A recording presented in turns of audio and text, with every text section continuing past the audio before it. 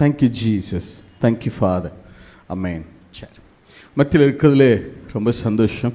இந்த மாலை வேலையில் கூட உங்களுடைய விடுமுறை நாட்களாக இருந்தாலும் கூட அதையெல்லாம் ஒதுக்கி வச்சுட்டு உங்களுடைய பொழுதுபோக்கு, வேலை, மற்ற காரியங்கள் எல்லாவற்றையும் ஒதுக்கி வச்சுட்டு கர்த்தரை தேடி வந்திருக்கீங்க பாருங்கள். நான் உண்மையே சொல்கிறேன், அப்பா ஒரு நாள் உங்கள் முகத்தை ஒரு நாள் அவர் வெட்கப்பட விடுவது கிடையாது. இன்றைக்கி சூழ்நிலைகள் வேணால் தோற்றது போல தெரியலாம், எதிராக இருக்கிறது போல காணப்படலாம். ஆனால் உங்கள் நம்பிக்கையை விட்டு விடாதீங்க, உங்களுடைய விசுவாசத்தை விட்டு விடாதீங்க, ஹோப்பை இழந்துடாதீங்க. கர்த்தரை பிடித்து கொள்ளுங்க.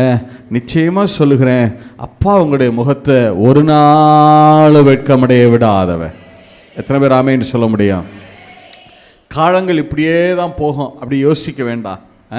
சத்துரு அப்படி சொல்லுவான், உங்கள் மைண்டில் ஒவ்வொரு வருஷமும் அப்படியே வருது, ஆனால் அதே மாதிரி தான் இருக்கு, அதே மாதிரி தான் நடக்குது அப்படி சொல்லுவான். ஆனால் அதை நம்பாதீங்க, அதை கேட்காதீங்க. காலங்கள் கர்த்தருடைய கரத்தில் இருக்குது. அவர் எல்லாவற்றையும் மாறுதல் அடைய பண்ணுகிறவர். கர்த்தர் ஒருவர் தான் மாறாதவர், ஆனால் அவர் எல்லாவற்றையும் மாற்றி அமைக்கிறவராக இருக்கிறார். எத்தனை பேர் ஆமேன்னு சொல்ல முடியும்? சரி, நாம் கர்த்தருடைய வார்த்தைக்கு நேராக கடந்து போகலாம். வருஷத்தினுடைய கடைசி நாட்களில் நிறைய என்ன எடுப்போம்னா, தீர்மானங்கள் நிறைய நம்ம எடுப்போம். ரெசல்யூஷன் நம்ம ஒவ்வொரு வருஷம் முடிவுலையும் டைரியெல்லாம் வாங்கி என்ன செய்வோம், எழுதுவோம். நம்ம எழுதுகிறோமோ இல்லையோ, அநேகம் பேர் எழுதுறதை பார்த்து நம்மளே என்ன செஞ்சுருவாங்க, சேர்த்து அந்த ஃபோர்ஸ்லேயே நம்மளே என்ன செஞ்சு வச்சுருவாங்க, எழுத வச்சுருவாங்க. இல்லை, ஒரு டைரியாவது வாங்கிடுவோம். அன்றைக்கி எழுதுறதோட சரி, அதுக்கப்புறம் அந்த டைரி எங்கே இருக்குன்னு என்ன செய்யாது, தெரியாது. ஆனாலும் பரவாயில்ல, எழுதலாம், தப்பு கிடையாது. அதாவது என்ன சொல்கிறாங்கன்னா, ஒரு மனுஷன் ஒரு வருஷத்தில் குறைஞ்சது ஒரு 30-35,000 தீர்மானங்கள் எடுப்பானா. ஒரு வருஷத்தில் குறைஞ்சது எத்தனை தீர்மானங்களா? மனசுக்குள்ளேயே இதை செய்யணும், அதை செய்யக்கூடாது, இதை செய்வேன், அதை செய்ய மாட்டேன், இதை பண்ணணும், அதை பண்ணக்கூடாது, இனிமேல் இதை செய்யணும், இனிமேல் இதை பண்ண மாட்டேன் அப்படின்னு சொல்லி தனக்குள்ளேயே எத்தனை தீர்மானங்கள் எடுத்துக்கிறாங்களா? 30-35,000 தீர்மானங்கள் எடுத்துக்கிறாங்களா இல்லையா? தீர்மானங்கள் எடுக்கிறது நல்லது தான், அது ஒன்றும் தவறில்லை. தீர்மானம்னு சொல்கிறத விட தீர்க்கமான மனம். சொல்லுங்கள், என்ன மனம்? சரி, இந்த நாட்களில் நான் உங்களை தீர்மானம் எடுத்து இதை செய்யுங்க அப்படின்னு அழைப்பு கொடுக்க நான் வரல. ஆனால் இந்த காரியத்தை நான் செய்கிறதுக்கு எனக்கு கிருபை தாங்க அப்படின்னு ஆண்டவர்கிட்ட நம்ம கேட்க வேண்டிய ஒரு முக்கியமான காரியம் ஒன்று இருக்குது. என்னால் இது முடியாத ஆண்டவரே, எனக்கு இதை செய்கிறதுக்கு எனக்கு என்ன செய்யுங்க, நீங்கள் தான் எனக்கு உதவி செய்யணும் அப்படின்னு நம்ம கேட்க வேண்டிய மிக மிக மிக முக்கியமான ஒரு காரியம் இருக்குது. என்ன அப்படின்னு சொல்கிறேன், சரியா? அதுதான் இன்றைக்கி நம்ம தியானிக்க போகிறோம். என்னன்னா, நாம் வாயினால் பேசுகிற வார்த்தைகள் இருக்கு பாருங்க. நாவினால நாம பேசுகிற வார்த்தைகள் இருக்கு பாருங்க. அந்த வார்த்தைகள் நம்முடைய வாழ்க்கையை அடியோடு மாற்றி அமைக்க வல்லமை உள்ளதா இருக்கிறது. ஸோ வருகிற வருஷத்தில் நான் என்ன தீர்மானம் எடுக்க, பரிசுத்தத்துக்கு தீர்மானம் எடுக்கணும், நல்லது. பரிசுத்தத்துக்கு தீர்மானம் எடுக்கலாம், வேதம் வாசிக்கிறதுக்கு எடுக்கலாம், ஜெபிக்கிறதுக்கு எடுக்கலாம், அதெல்லாம் நல்லது. நான் அதெல்லாம் எதுவுமே குறை சொல்லலை. ஆனால் அது எல்லாவற்றையும் ரொம்ப முக்கியமானது எது அப்படின்னா, நீங்கள் பரிசுத்தமாக இருக்கணும்னாலே, நான் ஒவ்வொரு வசனமாக சொல்ல சொல்ல உங்களுக்கு விளங்கும். நீங்கள் பரிசுத்தமாக இருக்கணும்னாலே, நாம் பரிசுத்தமாக வாழணும்னாலே முதல்ல எது சரியாக இருக்கணும்? நம்முடைய வார்த்தைகள் சரியாக இருந்தால் மட்டும்தான் நம்முடைய வாழ்க்கை சரியாக இருக்கும். யாக்கோபு புஸ்தகம் 1வது அதிகாரம் 26வது வசனம், ஜேம்ஸ் சாப்டர் 1 verse 26. யாக்கோபு புஸ்தகம் எல்லாரும் எடுத்துக்கொள்ளுங்க, சேர்ந்து வாசிக்கலாம். யாக்கோபு புஸ்தகம் 1ஆம் அதிகாரம் 26வது வாக்கியம். James chapter 1 verse 26. பக்கம் சொல்லுங்க. புதிய ஏற்பாட்டில் 313 எடுத்துட்டீங்களா? 313 எடுத்தாச்சா? சேர்ந்து வாசிக்கலாமா? எங்க சேர்ந்து வாசிங்க பார்க்கலாம். உங்களில் ஒருவன். நல்லா வாசிக்கணும். இவ்வளவு பேர் இருக்கோம் இல்லையா? நல்ல சத்தமா ஜீவனா உங்க சத்தம் நல்லா எழும்பணும். நல்ல சத்தமா வாசிங்க பார்க்கலாம். உங்களில் ஒருவன் தன் நாவை அடக்காமல். எதை அடக்காமல்?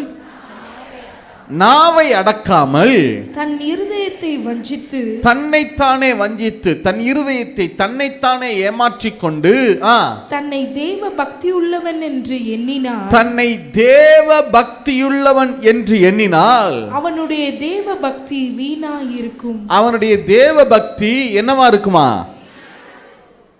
அதனாலதான் நான் சொன்னேன், நீங்கள் நம்ம பரிசுத்தத்துக்கு தீர்மானம் எடுக்கிறது நல்லது, ஜெபத்துக்கு, வேத வாசிப்புக்கு, ஆலயத்துக்கு வருவதுக்கு, இதெல்லாம் தீர்மானம் எடுக்கிறது ரொம்ப நல்லது, எடுக்கணும், அதெல்லாம் செய்யணும். நான் அதை தவறு சொல்லலை, அது அதனுடைய வேல்யூவை நான் குறைக்கலை. ஆனால் வார்த்தைகளில் வேதம் சொல்லுது, ஒருவன் தன் நாவை அடக்கலை, தான் நினைத்ததையெல்லாம் பேசுகிறான். லேசத்துரோட் பிடி மைல்டு ரிவர் பை ஒரு பாயிண்ட் ரிவர். தன்னை தேவ பக்தி உள்ளவன்னு நினைக்கிறான், ஆனால் தன்னுடைய நாவை என்ன செய்யறது இல்லை, அவன் அடக்கிறது இல்லை. அப்படிப்பட்ட ஒரு எண்ணம் அவனுக்குள்ள இருக்கு. ஆனால் நான் ரொம்ப பரிசுத்தவான், ரொம்ப எல்லாமே நல்லா இருக்கு அப்படி நினைச்சா அவனுடைய தேவ பக்தி என்னவா இருக்குமா? அது வேஸ்ட்டு, அதில் ஒன்றுமே பிரயோஜனம் இல்லை. பிரதர் உங்களுக்கு தெரியாது பிரதர், நான்லாம் எப்படி ஆள் தெரியுமா பிரதர்? இந்த வருஷம் ஜெபம் பண்ணதை விட பிரதர் அடுத்த வருஷம் எப்படி ஜெபம் பண்ணுறேன் பாருங்க. நான் ஜெப வீரனாக்கும், நான் பிரேயர் வாரியராக்கும். இன்னொருத்தர், பிரதர் அவராது பிரேயர் வாரியரு, நான் பிரேயரில் கேப்டன் ஆக்கும். பெரிய ஆளு பிரதர், நான் முழங்கால முடக்கணும் என்ன தெரியுமா? இன்னொருத்தர், பிரதர் அவராவது பிரேயர் வாரியரு, அவர் கேப்டனு, நான் பிரேயரில் நான் major brother, major general brother, நான் பெரிய ஆளு பிரதர். எத்தனை எழுப்புதல் ஜபங்கள் தெரியுமா? எத்தனை எழுப்புதல் கூட்டங்கள் தெரியுமா? எப்படி ஜெபம் பண்ணுவேன் தெரியுமா? நீங்கள் வாரியராக இருங்க, கேப்டனாக இருங்க, மேஜர் ஜெனரல் இல்லை, ஆர்மிக்கே பிரேயர் ஆர்மிக்கே ஜெனரலாக வேணா இருங்க. ஆனால் உங்கள் வார்த்தை சரியில்லைன்னா உங்கள் தேவ பக்தி என்னவா இருக்குமா? இல்லை. அதனால் இந்த வருஷத்தில் ஆண்டு விட்டு கேளுங்க. நான் அதனால தான் சொல்கிறேன், நீங்கள் நம்ம வேத தெளிவாக சொல்லுகிறது, நாவை அடக்க ஒரு மனுஷனாலும் கூடாது, அது அடங்காத பொல்லாங்குள்ளதும். அப்படி தானே இருக்கு, வாசிங்க பார்க்கலாம். நாவை அடக்க ஒரு மனுஷனாலும் 3:8 ஜேம்ஸ் சாப்டர் 3:8 யாக்கோபு புத்தகம் 3ஆம் அதிகாரம் 8வது வசனம். நாவை அடக்க ஒரு மனுஷனாலும் கூடாது, ஒரு மனுஷனாலும் கூடாது, அது அடங்காத பொல்லாங்குள்ளது, அது அடங்காத பொல்லாங்குள்ளதோ, சாவுக்கு ஏதுவான விஷம் நிறைந்ததுமாய் இருக்கிறது. வசனமே சொல்லுது தன் நாவை அடக்க ஒரு மனுஷனாலும். அதனால தான் நான் முன்னாடி சொன்னேன், இதை நான் செய்கிறேங்கிற தீர்மானத்தை எடுக்கிறத விட ஆண்டவரே இதை செய்வதற்கு எனக்கு என்ன கொடுங்க, நீங்கள் எனக்கு உதவி செய்யுங்க, நீங்கள் எனக்கு பலன் கொடுங்க. ஏன்னா தாவீது அப்படிதான் கேட்கிறாரு, என் வாய்க்கு காவல் வைங்க ஆண்டவரே, என்னால் முடியல, நான் சரியானவைகளை பேசதான் நினைக்கிறேன், ஆனால் என்னால் முடியல, என் நாவை நான் கண்ட்ரோல் பண்ணதான் நினைக்கிறேன், ஆனால் என்னால் முடியல, என் வாய்க்கு காவல் கொடுங்க, எனக்கு கொஞ்சம் செக்யூரிட்டி கொடுங்க. இல்லை, ஏன் நான் இதை சொல்றேன்னா, மற்ற காரியங்களில் தோற்கிற போது ஏற்படுகிற விளைவுகளை விட வார்த்தையை பேசுகிற போது அதில் தோற்கிறதுல இருக்கிற விளைவுகள் இருக்கு பாருங்க. வேதம் அதை என்ன சொல்லுது, முதலுக்கே மோசம் சொல்லுவாங்களா நம்ம ஊரில், அதை மாதிரி தேவ பக்தியே என்னவா இருக்குமா? நான் ஜெப வீரன், நான் அப்படி ஜெபம் பண்ணுவேன், நான் இப்படி உபவாசம் பண்ணுவேன், நான் இப்படி பரிசுத்தமாக இருக்கிறேன், நான் அந்த தீர்மானத்தில் அப்படி இருக்கிறேன், நான் இப்படி ஊழியம் செஞ்சிருக்கிறேன், நீ என்ன வேணா சொல்லு, ஆனால் வார்த்தையை பேசுகிறதுல கவனம் இல்லைன்னு சொன்னா அவனுடைய தேவ பக்தி முற்றிலும் வீணா இருக்கும். இல்ல, நமக்கு பிரச்சனை என்னன்னா, நம்ம எல்லாத்துலயும் கவனம் வைப்போம், ஆனா எதுல கவனம் வைக்க மாட்டான்? வார்த்தையில் பேசுறதுல என்னவே இருக்கிறது இல்லை, கவனம் இருக்கிறது இல்லை. அதுலேயும் இன்னும் விசுவாசிகள்கிட்ட நம்மகிட்ட என்னை சேர்த்தா சொல்கிறேன், இன்னொரு சுவாபம் இருக்கும். என்ன தெரியுமா? விசுவாச குடும்பத்தாரை பார்க்குற போது ஒரு விதமாக பேசுவோம், விசுவாசிகளை ஊழியரை பார்க்குறப்ப நம்முடைய பேச்சு எப்படி இருக்கும்? ரொம்ப கண்ட்ரோல்டா, கட்டுப்பாடா, ரொம்ப அதோடைய மாடுலேஷனே என்னவா இருக்கும், ரொம்ப வித்தியாசம். அதே நேரம் வெளியில போன பிறகு நம்ம என்ன நினைக்கிறோம்னா, அப்படிப்பட்ட ஒரு வாழ்க்கை நமக்கு தேவையில்லை. நீங்க நம்ம நினைச்சதை பேசலாம், வீட்லையா நினைச்சதை பேசலாம், வெளியே நண்பர்கள்ட்டையா நினைச்சதை பேசலாம், மற்றவங்க உலக பிரகாரமா இருக்கிற நண்பர்களா நம்ம நினைச்சதை யோசிக்கிறத என்ன செய்யலாம், அவங்க என்ன கான்வர்சேஷன் பேசுறாங்களோ அதையே நானும் பேசலாம். அவங்க நெகட்டிவா பேசுறாங்களா, நானும் பேசலாம் பிரதர். அவங்க அரசியல் பேசுறாங்களா, நானும் அரசியல்வாதிகளை குற்றம் சொல்லிட்டே பேசிட்டே இருக்கலாம் பிரதர். அவங்க நடிகர்களை பேசுறாங்களா, நானும் அதை பேசலாம் பிரதர். அவங்க பிரதர் பக்கத்து வீட்டுக்காரங்களை பேசுறாங்களா, நானும் பேசலாம் பிரதர். சபைக்கு வந்தா அங்க மட்டும் கரெக்டா பேசிடுவோம் பிரதர். இல்ல, நமக்கு எப்போதுமே இந்த ஒரு 2 பர்சனாலிட்டி இருக்கும். நம்ம ஒரு குறிப்பிட்ட சர்க்கிள்ல நல்லா பேசுறோம், அதை தப்பு சொல்லலை. ஒரு கண்ட்ரோல்டு ஸ்பீச் இருக்கு. ஆனா அந்த குறிப்பிட்ட சர்க்கிளை தாண்டி பேசுகிற போது நம்ம என்ன நினைக்கிறோம்னா, நமக்கு வாய்க்கு வந்ததை அல்லது நம்ம யோசிக்கிறத அப்படியே என்ன செய்யலாம், பேசலான்னு நம்ம நினைக்கிறோம். ஆனா வசனம் சொல்லுது, நீ நாவ அடக்கலைனா, அப்படிதான் வேதம் சொல்லுது, அது அடங்காதுதான்.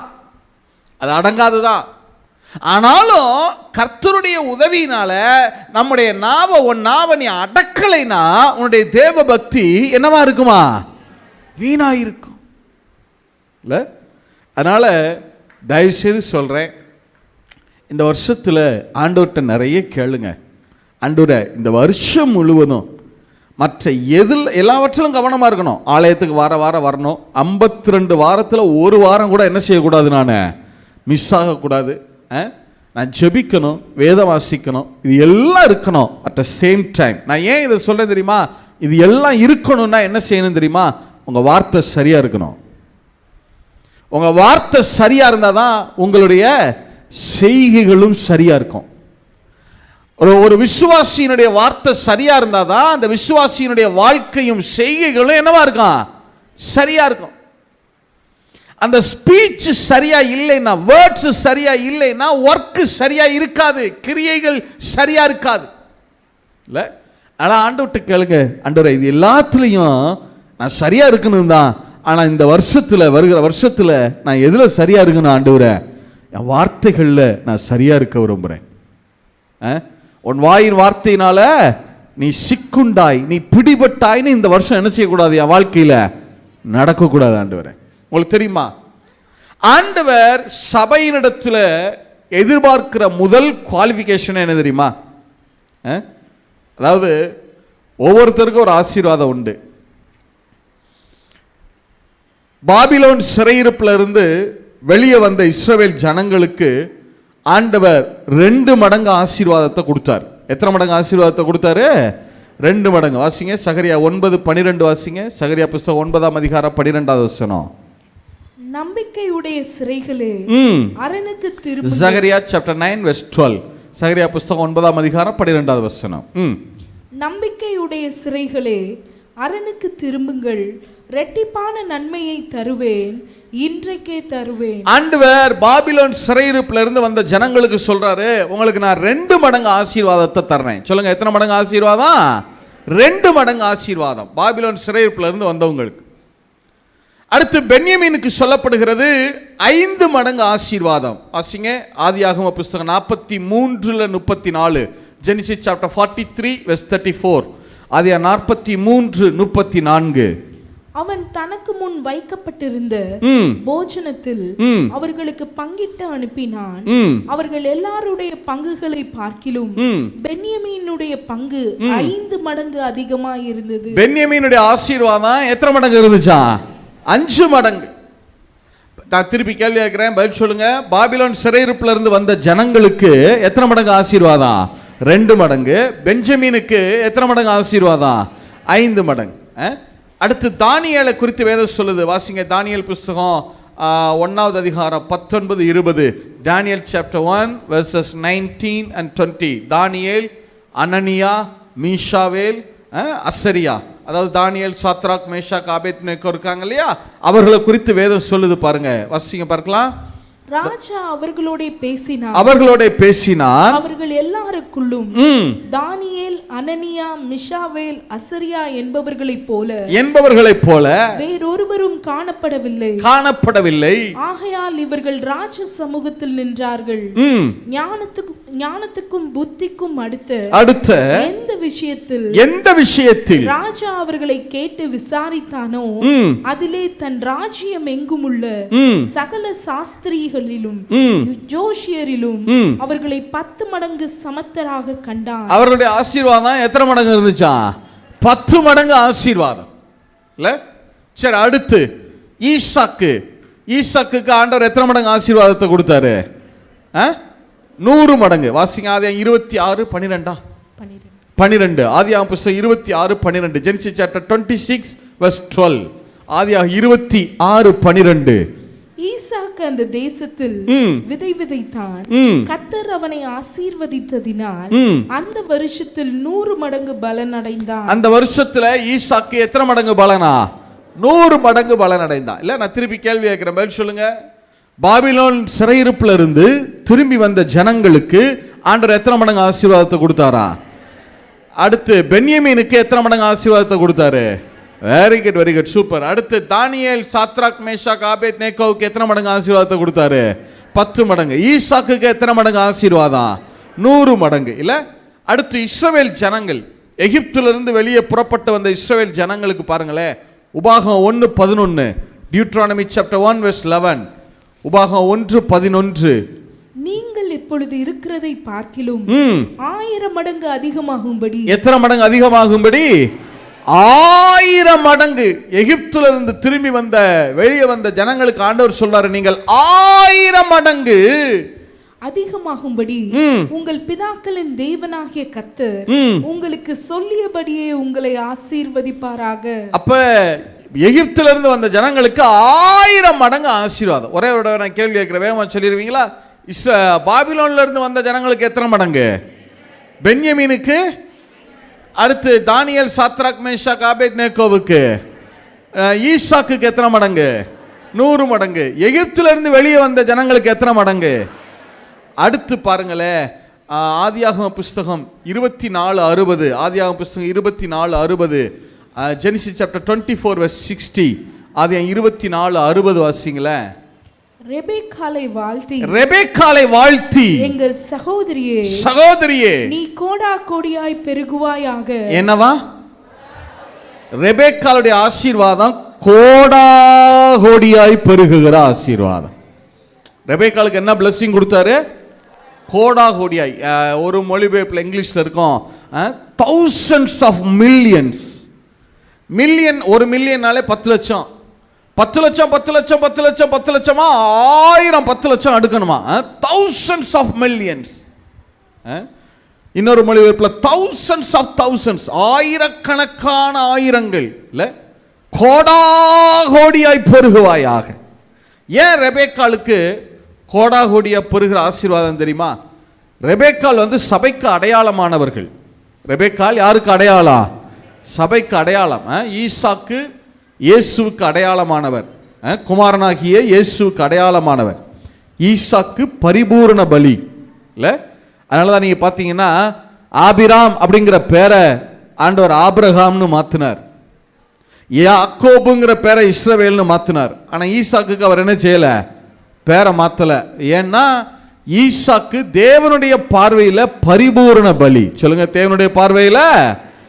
இப்ப ஈசாக்கு தேவகுமாரன் அவருடைய பார்வையில பரிபூரண பலினா, அவர் மனைவி ரெபெக்காள் தான் சபை.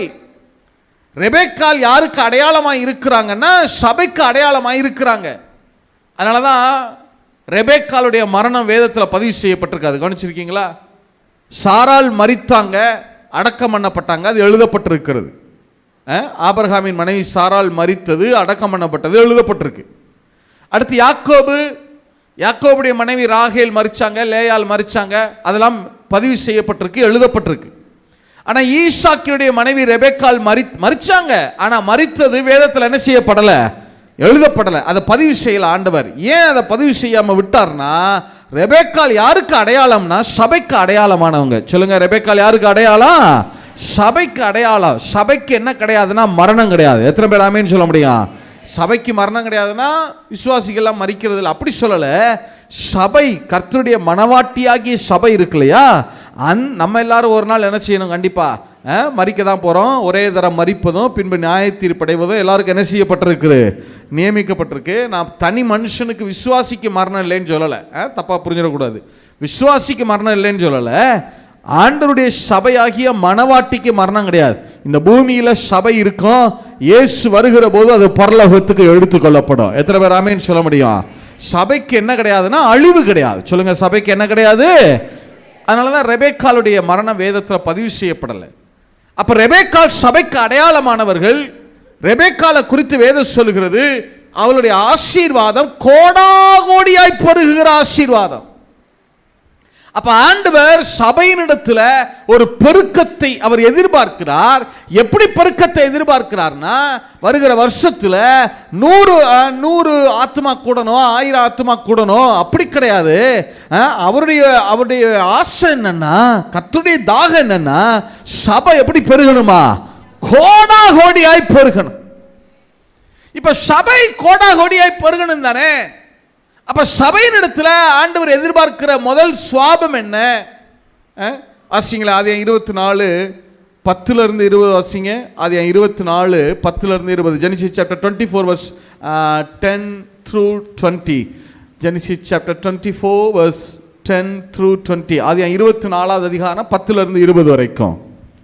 பின்பு அந்த ஊழியக்காரன் தன் எஜமானுடைய ஒட்டகங்களில் 10 ஒட்டகங்களை தன்னுடனே கொண்டு போனான். தன் எஜமானுடைய சகலவித உச்சிதமான பொருட்களும் அவன் கையில் இருந்தன.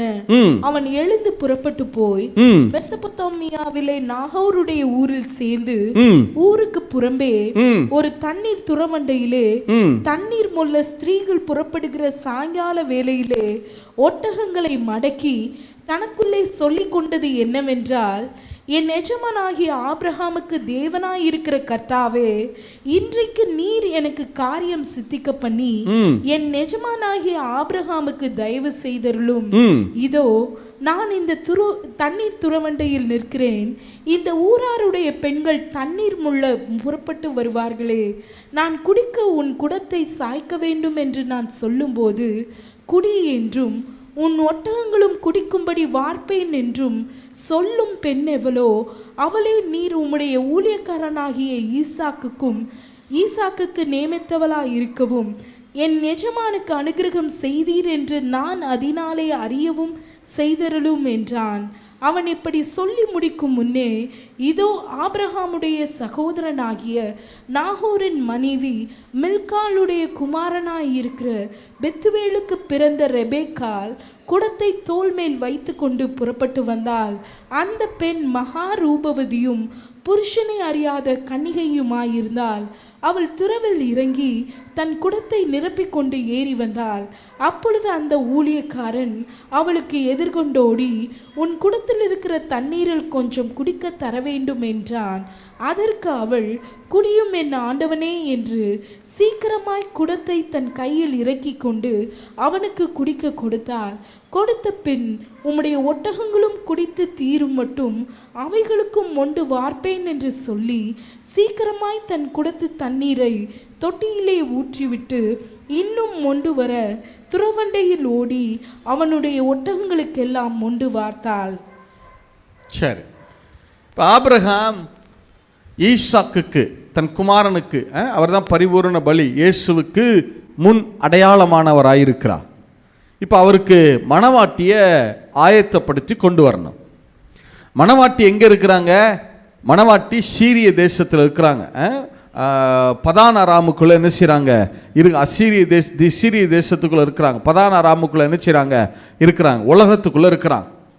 இப்போ அவர்களை மீட்டு கொண்டு வரணும். தன் மகன்கிட்ட கொண்டு வந்து, குமாரன்ட்ட கொண்டு வந்து சேர்க்கணும். இதான் இப்போ நடக்க வேண்டிய வேலை இதுதான். இப்போ ஆபிரகாம் அந்த தகப்பன் தன்னுடைய ஊழியக்காரனை அழைக்கிறார். எலியேசரை அழைச்சி சொல்கிறார், நீ போய் என் மகனுக்கான மணவாட்டி உலகத்துக்குள்ளே கிடக்கிறா, அவளை ஆயத்தப்படுத்தி என்ன செய்யி கொண்டு வா. அதான ஊழியர்களுடைய வேலை. அதானே உலகத்தில் இருக்கிற கர்த்தருடைய சபையை என்ன செய்யணும்? ஆயத்தப்படுத்தி யார்கிட்ட கொண்டு போய் சேர்க்கறது? மணவாளனுக்கு எதிர்கொண்டு போக பழக்கிறதா என்னது ஊழியக்காரருடைய வேலை. இப்போ ஊழியக்காரர்கிட்ட வேலை கொடுக்கப்படுது, எலியேசர்கிட்ட கொடுக்குறாரு. இப்போ எலியேசர் என்ன செய்கிறாரு? மணவாட்டியை தேடி போகணும். அவர் ஆபிரகாமுடைய 10 ஒட்டகங்களை எடுத்துக்கொண்டு அவர் மணவாட்டியை தேடி போறார். நல்லா கவனிங்க, ஆபிரகாமுடைய ஒட்டகங்களை எடுத்துட்டு போறார். ஏன் ஆபிரகாமுடைய ஒட்டகங்கள்னு அங்கே போட்டிருக்குன்னா, ஏன் ஈசா கிட்ட ஒட்டகம் இல்லையா? ஏன் எலியேசர்கிட்ட ஒட்டகம் இல்லையா? இவர் ஏன் எலியேசர் போய் ஆபிரகாமுடைய ஒட்டகங்களை போய் ஏன் செலக்ட் பண்ணி எடுக்கிறார் அப்படின்னா என்ன அர்த்தம்னா, ஆபிரகாமுடைய ஒட்டகங்கள் அவ்வளவு அலங்கரிக்கப்பட்டிருக்குமா, அவ்வளவு அந்த ஒட்டகங்கள் பார்க்கறதுக்கு அவ்வளவு கம்பீரமாக அவ்வளவு அழகாக என்ன செய்யப்பட்டிருக்கோம், அலங்கரிக்கப்பட்டிருக்கோம். அந்த அந்த அந்த ஒட்டகங்கள் வந்தாலே அந்த தேசத்துக்குமே தெரியுமா இது யாருடைய ஒட்டகம், அது ஆபிரகாமுடைய ஒட்டகம் வருது அப்படின்னு தெரியுமா. இப்போ இருக்கிற மாதிரி எல்லாம் அந்த காலத்தில் கிடையாது தானே, பாதுகாப்பு கிடையாது, பயணம்லாம் ரொம்ப பாதுகாப்பற்றது இல்லை. இப்போயுமே நீங்கள் நார்த் இந்தியாலாம் போனீங்கன்னா இரவு நேரத்தில் என்ன செய்ய மாட்டாங்க, கார்லலாம் நம்மளை என்ன செய்ய விட மாட்டாங்க, போக விட மாட்டாங்க. ஏதாவது ஒரு பாதுகாப்பான இடத்துல கொண்டு போய் விட்டுட்டு போலீஸே போக விட மாட்டாங்க, காலையில் கிளம்பி போங்கன்னு சொல்லிடுவாங்க. இப்போ இந்த இவ்வளவு ஜனநாயக நாட்டில் இவ்வளவு வசதிகள் இருக்கிற தேசத்திலேயே என்ன இல்லை, இரவு நேரத்தில் பயணம் செய்வது என்ன கிடையாது, பாதுகாப்பு கிடையாது இல்லை. அப்போ அந்த காலங்கள்லாம் திருடர்கள் வந்து என்ன செய்வாங்க, நிறைய வந்து இந்த பயணம் போகிறவங்களெல்லாம் என்ன செஞ்சிடுவாங்க, கொள்ளையடிச்சிட்டு கொலை செஞ்சுட்டு போயிடுவாங்க. அப்போ எலியேசர் ரொம்ப ஞானமாக செலக்ட் பண்ணுறாரு. என்ன, ஏன் ஒட்டகத்தை எடுத்துகிட்டு போனால் யாருக்கும் தெரியாது, ஈசாக்குடைய ஒட்டகத்தை எடுத்தோம்னா கூட இப்போதைக்கு யாருக்கும் என்ன செய்யாது, இது ஈசாக்குடைய ஒட்டகம்னு தெரியாது. ஆனால் ஆபிரகாமுடைய ஒட்டகங்களை எடுத்தா அந்த தேசத்துக்கே இது யாருடைய ஒட்டகம்னு தெரியுமா. அப்போ திருடர்கள் என்ன நினைப்பாங்களாம், இது ஆபிரகாமுடைய ஒட்டகம், ஆபிரகாமுடைய ஒட்டகத்தில் கை வச்சுட்டு ஒருத்தர் என்ன செய்ய முடியாது, தப்பிச்சுக்கிற முடியாது, அப்புறம் ஆபிரகாமை நம்ம எதிர்கொள்ள வேண்டியிருக்கோம். ஸோ ஆபிரகாமுடைய ஒட்டகத்தில் கை வச்சுட்டு யாரும் என்ன செய்ய முடியாது, தப்ப முடியாதுன்னு திருடர்கள் ஆபிரகாம் ஒட்டகத்துக்கு பக்கத்திலே வரமாட்டாங்களாம். அப்போ எலியேசர் எவ்வளோ ஞானமாக போய் செலக்ட் பண்ணுறாரு பாருங்க இல்லை. ஏன்னா அவர் பல நாடுகளை கடந்து போகணும், கானான்ல இருந்து கிட்டத்தட்ட 1000 மைல் தாண்டி போகணும், சிறிய தேசத்துக்கு போகணும் பெண் பார்க்க. அவ்வளவு தூரம் போறதுனால இவர் என்ன செய்யறாருன்னா, ஆபிரகாமுடைய ஒட்டகத்தை எடுத்துட்டு போவோம். அப்ப கர்த்தர் எந்த அளவுக்கு ஆபிரகாமை வச்சிருந்தார் பாருங்க. அவர் வர்ற ஒட்டகத்தை பார்த்தாலே இது யாருடைய ஒட்டகம் சொல்லிடுவாங்களா இல்ல. அப்ப கர்த்தருடைய பிள்ளைகளை ஆண்டவர் அவ்விதமாய் ஆசீர்வதிக்க வல்லமையுள்ளவராக இருக்கிறார். எத்தனை பேர் ஆமென் சொல்ல முடியும்? நீங்க ஒரு கார்ல வருகிற போதே உங்க காரை பார்த்த உடனே இன்னாருடைய கார் வருது அப்படின்னு சொல்ற அளவுக்கு கர்த்தர் உங்களை கனமாய் வைத்திருக்க வல்லமையுள்ளவராக இருக்கிறார் இல்ல. இது வந்து ஏதோ பெருமைக்கு இல்ல, நல்ல வாகனங்கள் உங்களுக்கு இருக்கணும், நல்ல காரியங்கள் இருக்கணும். எதுக்குன்னா நீங்க தேசம் முழுவதும் போய் கர்த்தருடைய ஊழியத்தை செய்வதற்காக. எத்தனை பேர் ஆமென் சொல்ல முடியும்?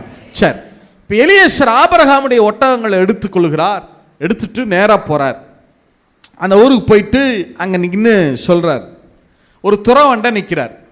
என்ன ஜெபம் பண்றாரு? ஆண்டவரே, நான் இங்கே நிற்கிறேன், இந்த ஊர் பெண்கள் எல்லாம் இப்போ வருவாங்க தானே, அவங்க தண்ணி எடுக்க வருவாங்க. அப்போ நான் போய் கேட்பேன், எனக்கு தண்ணி கொடுன்னு நான் கேட்பேன். அப்போ அந்த பெண் என்ன செய்யணும்? எனக்கும் தண்ணி கொடுக்கணும், அடுத்து யாருக்கும் தண்ணி கொடுக்கணும். சத்தமா சொல்லுங்க. இப்போ அந்த பெண்ணுக்கு தகுதி என்ன? அவ என்ன செய்யணும்? பெண்ணை எப்படி செலக்ட் பண்றது? என்ன தகுதி? எலியேசர் தண்ணி கொடுக்கணும், அப்புறம் எல்லா ஒட்டகங்களுக்கும் என்ன கொடுக்கணும்? தண்ணி கொடுத்து முடிக்கிற பெண் தான் மணவாட்டி. அப்படி சொல்ல முடியுமா? ஒரு ஒட்டகம் எவ்வளவு தண்ணி குடிக்கும் தெரியுமா? 200 லிட்டர் தண்ணி குடிக்கும் ஒரு ஒட்டகம். அது வந்து சாதாரண ஒட்டகம். வனாந்திரத்தில் பயணம் போயிட்டு வந்தால் அது நிலைமை வேற. ஒரு ஒட்டகம் எத்தனை லிட்டர் தண்ணி குடிக்கும்? 200 லிட்டர் தண்ணி குடிக்கும். 10 ஒட்டகம், அப்போ எத்தனை லிட்டர் தண்ணி? 2000 லிட்டரு. சொல்லுங்க, எத்தனை லிட்டர் தண்ணி? 2000 லிட்டர் தண்ணி. உங்களுக்கு புரிய முடியாது சொல்லட்டுமா? 2000 லிட்டர்னா நீங்கள் இந்த தண்ணி பாட்டில் கேன்லாம் வாங்குறீங்கல்ல, 20 லிட்டர் கேன் வாங்குவீங்க, பத்திரிக்கையில் எவ்வளோ உயரமாக இருக்கும்ல, அதை கூட விடுங்க. குடம்லாம் வச்சுருந்துருப்பீங்க இல்லை? ஒரு குடம் குறைஞ்சது ஒரு 15-16 லிட்டர் பிடிக்கும். கொஞ்சம் பெரிய குடமாக இருந்தால் 20 லிட்டர் வச்சுக்கிடுவோம். ஒரு குடம் எத்தனை லிட்டர் தண்ணி பிடிக்குது? 20 லிட்டர் தண்ணி. அப்ப என்ன அர்த்தம் தெரியுமா? 100 குடம் தண்ணி எடுத்து ஊத்தணும். எத்தனை குடம்? எங்க நீங்க 100 குடம் தண்ணி எடுத்து ஊத்துனா அவ தான் பொண்ணு அப்படின்னு சொல்லுங்க பாப்போம். நீங்க இன்னைக்கு பெண் பார்க்கலாம் போவீங்கல்ல, நீ ரெபேக்காளை போல 100 குடம் தண்ணி எடுத்து ஊத்தினால்தான் உனக்கு கல்யாணம். அந்த பொண்ணு என்ன சொல்லும்? கரெக்டா சொல்லி எனக்கு கல்யாணமே வேணாமையா. இப்பெல்லாம் சகோதரிகள் ரொம்ப விவரமாயிட்டாங்க. குடமே வைக்கிறது இல்லை வீட்டில். குடம் இருந்தால் தானே தூக்க சொல்லுவேன். இப்போ எல்லாம் பக்கெட்டு தான், நீயே தூக்கு போ. உண்மைதானே? இப்போ வீட்டில் என்னவே இல்லை, குடமே இல்லை. அப்படியே குடம் இருந்தால் கூட சீர் உடுத்த குடம் மேலே தூங்குது இல்லையா? சாக்கு மட்டைகளை சுற்றி என்ன செய்யுது, பத்திரமா என்ன செய்யுது. எங்கள் அம்மா நினைவாக வச்சுருக்கேன், தொட்ட அவ்வளோதான் பார்த்துக்க. 100 குடம் தண்ணி எடுத்து ஊத்துனா அவ என்ன ஆவா? ரெபேக்காள். இப்போ ஆண்டவர் எலியேசர் ஆண்டவர் இப்போ ஒட்டகம் நிற்குது இல்லையா? இப்போ இப்படி எடுத்துக்கோங்களேன். எலியேசர் நிற்கிறார், பக்கத்தில் இருக்கிறது ஒட்டகம். சொல்லுங்க, ஒரு அழகான ஒட்டகம் அலங்கரிக்கப்பட்டு ரெபேக்காளை ஏற்றிட்டு போகிறதுக்கு நிற்கிது. பக்கத்தில் என்ன நிற்கிது? ஒட்டகம். பைபிளில் ஒவ்வொரு காரியம் ஒவ்வொன்று அடையாளப்படுத்தும். இது இந்த ஒட்டகங்கிறது யாரை அடையாளப்படுத்தும்னா பரிசுத்த ஆவியானவரை அடையாளப்படுத்தும். சொல்லுங்க, ஒட்டகம் யாரை அடையாளப்படுத்தும்?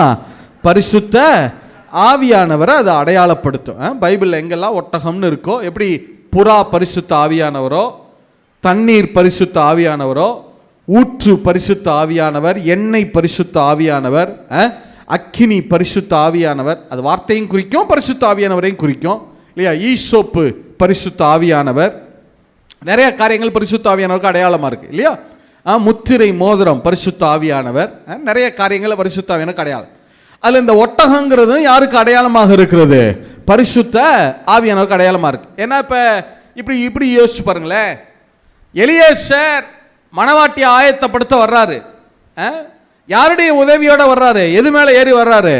ஒட்டகத்து மேலே. ஒட்டகம் யாரை அடையாளப்படுத்துது? அப்ப ஊழியக்காரன் யாருடைய உதவியினால தான் சபையை ஆயத்தப்படுத்த முடியும்? பரிசுத்த ஆவியானுடைய உதவியால தான் சபையை தேவனுக்கென்று என்ன செய்ய முடியும்? தேவனை நோக்கி அதை வழி நடத்த முடியும் இல்லையா? சரி, இப்ப கவனிங்க. எலியேசர் நிற்கிறாரு, பக்கத்தில் ஒட்டகம் நிற்குது. ஒட்டகம் யாரை அடையாளப்படுத்துகிறது? பரிசுத்த ஆவியானவரை என்ன செய்யுது? இதெல்லாம் ஒரு சிம்பிளுக்காக, ஒரு அடையாளத்துக்காக. உடனே நாளைக்கு புறாவை பார்த்து நீ தான் பரிசுத்த ஆவியானவரை கேட்குற மாதிரி ஒட்டகத்தை பார்த்து அப்படி நினைக்கக்கூடாது. அது ஒரு புரிதலுக்காக சொல்லப்படுகிறது, வேதத்தில் அப்படி காட்டப்படுது. சரி, இப்போ கவனிங்க. இப்போ ஆவியானவர்கிட்ட எலியேசர் ஜெபம் பண்றார். ஆண்டவரே, ஆவியானவரே, இப்போ நான் ஒரு டெஸ்ட் வைக்க போறேன். 100 குடம் தண்ணி எந்த பொண்ணு எடுத்து ஊத்துறாளோ அவ தான் என்னது? மணவாட்டி. ஏன்னா ஈசாக்குக்கு மணவாட்டிங்கிறது சாதாரணம் கிடையாது. பாருங்க, கோடிக்கணக்கான சொத்து இருக்கு ஈசாக்குக்கு. ஆபிரகாம், வேதத்தில் சொல்லப்படுது, ஆபிரகாம் வெள்ளியும் பொன்னுமுடைய சீமானாய் இருந்தானாம். வேர்ல்ட்ஸ் ஃபர்ஸ்ட் ரிச்சஸ்ட் பர்சன், முதல் உலக பணக்காரன். இன்னைக்கு எப்படி இலான் மஸ்க் சொல்றோம், ஒரு காலத்தில் பில்கேட்ஸ் சொன்னோம். அதை போல அன்னைக்கு உலகத்தினுடைய முதல் உலக பணக்காரன், விசுவாசிகளின் தகப்பனாகிய ஆபிரகாம் தான் முதல் உலக பணக்காரன் இல்ல? அவனுடைய அத்தனை சொத்துகளும் அப்படியே ஈசாக்குக்கு கொடுக்கப்படுகிறது. அது பத்தாதுன்னு ஈசாக்கை 100 மடங்கு தேவன் ஆசீர்வதித்திருக்கிறார். அவ்வளவு பெருக்கம், அவ்வளவு ஆசீர்வாதங்கள் அவரிடத்தில் இருக்கிறது. இப்போ ஈசாக்குக்கு மணவாட்டி மன்னிக்கணும், இந்த 100 மடங்கு பின்னாடி தான் ஆசீர்வாதம் வரப்போகுது. ரெபேக்காளுக்கு வந்த பின்னாடி தான் அந்த ஆசீர்வாதம் வரப்போகுது. ஆனாலும் அந்த ஆசீர்வாதம் எல்லாம் அவருக்கு கொடுக்கப்பட போகிறது. அப்போ அவ்வளவு காரியங்கள் இருக்கு, அதையெல்லாம் மெயின்டைன் பண்ணணும், ஈசாக்குக்கு சப்போர்ட் பண்ணணும்.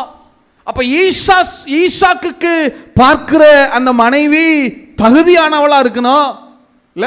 அவளை ஏனோ தானே என்ன செஞ்சிட முடியாது, செலக்ட் பண்ண முடியாது. வெறுமனே அழகை பார்த்து, அவட்ட இருக்கிற ஐஸ்வர்யத்தை பார்த்து, வேற எதை பார்த்து என்ன செஞ்சிட முடியாது, குடும்ப பின்னணியை பார்த்து, படிப்பை பார்த்துலாம் என்ன செய்ய முடியாது, செலக்ட் பண்ண முடியாது.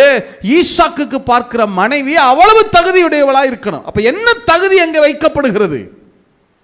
எலியேசர் கேட்கிறார் ஆவியானவர்கிட்ட, ஆண்டவரே, நாங்க நிக்கிறேன், இந்த பெண்கள்லாம் வருவாங்க, 100 குடம் தண்ணி எவ எடுத்து ஊத்துறாளோ அவ தான் என்னுடைய எஜமானுக்கு என்னவா இருக்க போறா. இப்போ ஆவியானவர் என்ன கேட்பாரு? எலியேசர் நீ பொண்ணை பார்த்து கூட்டிகிட்டு போகிறதுக்கு வந்திருக்கியா இல்லை இங்கேயே சாகடிக்கிறதுக்கு வந்திருக்கியா? யோசிச்சு பாருங்க, ஒரே நேரத்தில் ஒரு பொண்ணு 100 குடம் தண்ணி எடுத்து ஊற்றுனா என்ன ஆகும்? இல்லை, நல்லா கவனிங்க. 100 குடம் தண்ணி எடுத்து ஊற்றுகிற அந்த வேலையை செய்கிற பெண்ணுன்னு சொல்லலை. அந்த வார்த்தை எப்படி இருக்குது தெரியுமா? வாசிங்க பார்க்கலாம். 14 எல்லாரும் சேர்ந்து வாசிங்க. ஆதியாகமம் 24:14 வாசிங்க. ஆதியாகமம் 24:14 வாசிங்க. Genesis chapter 24:14. நான் குடிக்க, எல்லாரும் சேர்ந்து வாசிங்க, சத்தமா வாசிங்க. நான் குடிக்க உன் குடத்தை சாய்க்க வேண்டும் என்று நான் சொல்லும்போது குடி என்றும் உன் ஒட்டகங்களும் குடிக்கும்படி வார்ப்பேன் என்றும் சொல்லும் பெண் எவளோ, செய்யும் பெண் எவளோ இல்ல, சொல்லும் பெண் எவளோ, அவளே நீர் உம்முடைய ஊழியக்காரனாகிய ஈசாக்குக்கு நியமித்தவளாய் இருக்கவும் என் எஜமானுக்கு அனுக்கிரகம் செய்தீர் என்று நான் அதனாலே அறியவும் செய்தருளும் என்றான். குடிக்கும்படி செய்யும் பெண் அவளோ இல்ல, குடிக்கும்படி சொல்லும் பெண் அவளோ. அப்ப ஆவியானவர் ரெபெக்காளுடைய செயலை முதல்ல பார்க்கல, அவ சொல்லுல எப்படிப்பட்டவளா இருக்கிறாள், செய்கையில் வல்லவளாங்கிறது ரெண்டாவது. அது வேணான்னு சொல்லல, அது வரணும், அது அடுத்து வரும். ஆனா அது வரணும்னா முதல்ல எதுல வல்லவளா இருக்கணும்? வாக்குல வல்லவளா இருக்கணும். சபையாகிய மணவாட்டி எப்படி பேசுறா, வார்த்தையில் எப்படிப்பட்டவளா இருக்கிறாள், அதான் முக்கியம். அதான் முக்கியம். சபை கோடாகோடியாய் பெருகணும் தான். ஆனா கோடாகோடியா பெருகிறதுக்கான ஆசீர்வாதத்துக்கான வழி என்னன்னா, முதல்ல செயல் வேணாமா பிரதர்? கண்டிப்பா வேணும். பேச்சுல மட்டும் இல்ல, அது எதுல இருக்கிறதா? பலத்துல இருக்கு. ஆனா பேச்சு சரியா இல்லைனா, வார்த்தை சரியா இல்லைனா, வாக்கு சரியா இல்லைனா, செய்க சரியா இருக்காது. இல்ல, எபேசியர் புத்தகத்தை எடுத்து வாசிச்சு பாருங்க. முதல் 3 அதிகாரத்தில் கிறிஸ்துவுக்குள்ள நீங்கள் யாரா இருக்கீங்கன்னு சொல்லுவார். 4வது அதிகாரத்தில் இருந்து நம்ம எப்படி வாழணும்னு சொல்லுவார். பரிசுத்தமாக இருக்கணும், அதெல்லாம் இருக்கணும், கரெக்டாக எல்லாம் சொல்லுவார். ஆனால் அதை சொல்கிறதுக்கு முன்னாடி முதல்ல என்ன சொல்லுவார் தெரியுமா? உங்கள் பேச்சை சரி பண்ணு. பேச்சை சொல்லிட்டு தான் செய்கைக்கே வருவார். இல்லை, எதை செஞ்சுட்டு அப்போ ஆண்டு கரெக்டாக சொல்கிறான் பாருங்க, என்று சொல்லும் பெண்ணவளோ, குடிக்கும்படி சொல்லும் பெண்ணவளோ. ஆண்டவர் ரெபெக்காளுடைய வாய் பிறப்பு எப்படி இருக்கிறது அதான் பார்க்கிறார். அவ எப்படி பேசுறா, ஏனோ தானோன்னு பேசுறவளா இருக்காளா, வாய்க்கு வந்ததையெல்லாம் பேசுறவளா இருக்காளா, யோசிக்கிற எல்லாத்தையும் அப்படியே கன்வே பண்றவளா இருக்காளா, பேச்சு எப்படி இருக்கிறது? ஒரு இடத்துல ஒரு விதமா பேசிட்டு ஒரு இடத்துல ஒரு ஆக்ஷன் கொடுக்கிறா, ஆனா இன்னொரு இடத்துல போனா வேற விதமா பேசுறா. 4 பேருக்கு முன்னாடி வந்தா ஒரு பேச்சு பேசுறா, 4 சவத்துக்கு உள்ள போனா ஒரு பேச்சு பேசுறா. இவளுடைய பேச்சு எப்படி இருக்கு? இல்ல, நமக்கு கோடா கோடியா பெருகிற ஆசீர்வாதம் வேணும். ஆனா எதை சரி பண்ண மாட்டோம்? பேச்சை சரி பண்ண மாட்டோம்.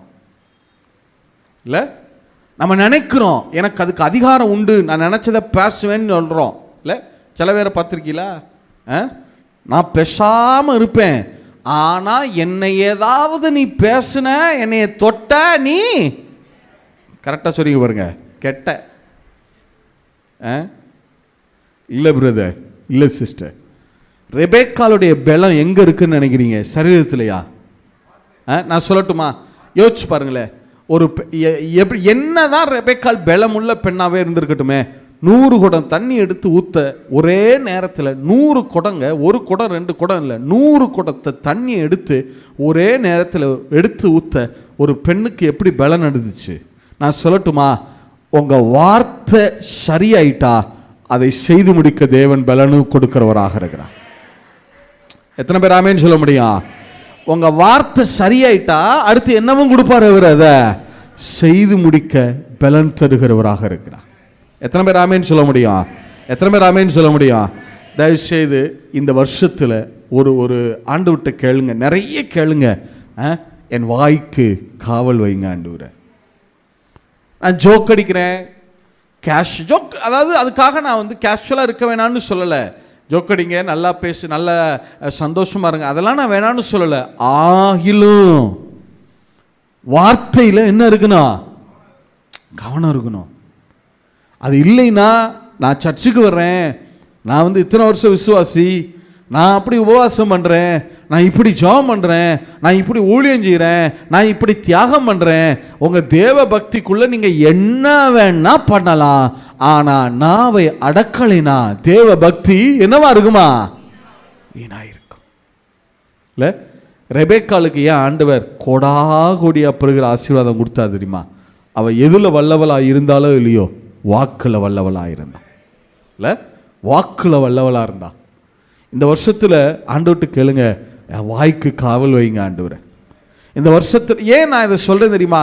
நீங்கள் அப்போ பரிசுத்தம் முக்கியம் இல்லையா? கண்டிப்பாக பரிசுத்தமாக இருக்கணும் பிரதர். ஜெபம் முக்கியம் இல்லையா? கண்டிப்பாக ஜெபிக்கணும் சிஸ்டர். அப்போ உபவாசம் இருக்கணும். ஆனால் எங்களுக்கு தெரியும், உங்கள் வார்த்தை சரியாயிட்டா உங்களுடைய இந்த காரியங்கள் எல்லாம் சரியாக ஆரம்பிச்சு. இதெல்லாம் இருக்கணும். இதெல்லாம் எப்படி இருக்கும்? அப்படிதான் வேதம் சொல்லுது இல்லை? இயேசுவை குறித்து சொல்லுது இல்லையா? லூக்கா புஸ்தகம் தானே, லூக்கா 24:19. Look chapter 24:19. தமிழில் வாசிங்க, பொது மொழிபெயர்ப்பில் வாசிங்க, பிறகு ERV பைபிள் வாசிங்களேன். தமிழில் வாசிங்க, முதல்ல 24:19 வாசிங்க. அவர் எவைகள் என்றார் அதற்கு அவர்கள், நசரேயனாகிய இயேசுவை குறித்தவைகளே, அவர் தேவனுக்கு முன்பாகவும் ஜனங்கள் எல்லாருக்கும் முன்பாகவும். நல்லா கவனிங்க, ரெண்டு தரப்பையும் சொல்றாரு. தேவனுக்கு முன்பாகவும் ஜனங்கள் எல்லாருக்கும் முன்பாகவும், செய்கையிலும் வாக்கிலும் வல்லமையுள்ள தீர்க்கதரிசியாய் இருந்தார். தமிழ்ல செய்கையிலும் வாக்கிலும்னு போட்டாங்க. செய்கையை முதல்ல வச்சுட்டாங்க. பொது மொழிபெயர்ப்பில் வாசிங்க, மற்றொரு மொழிபெயர்ப்பில் வாசிங்க.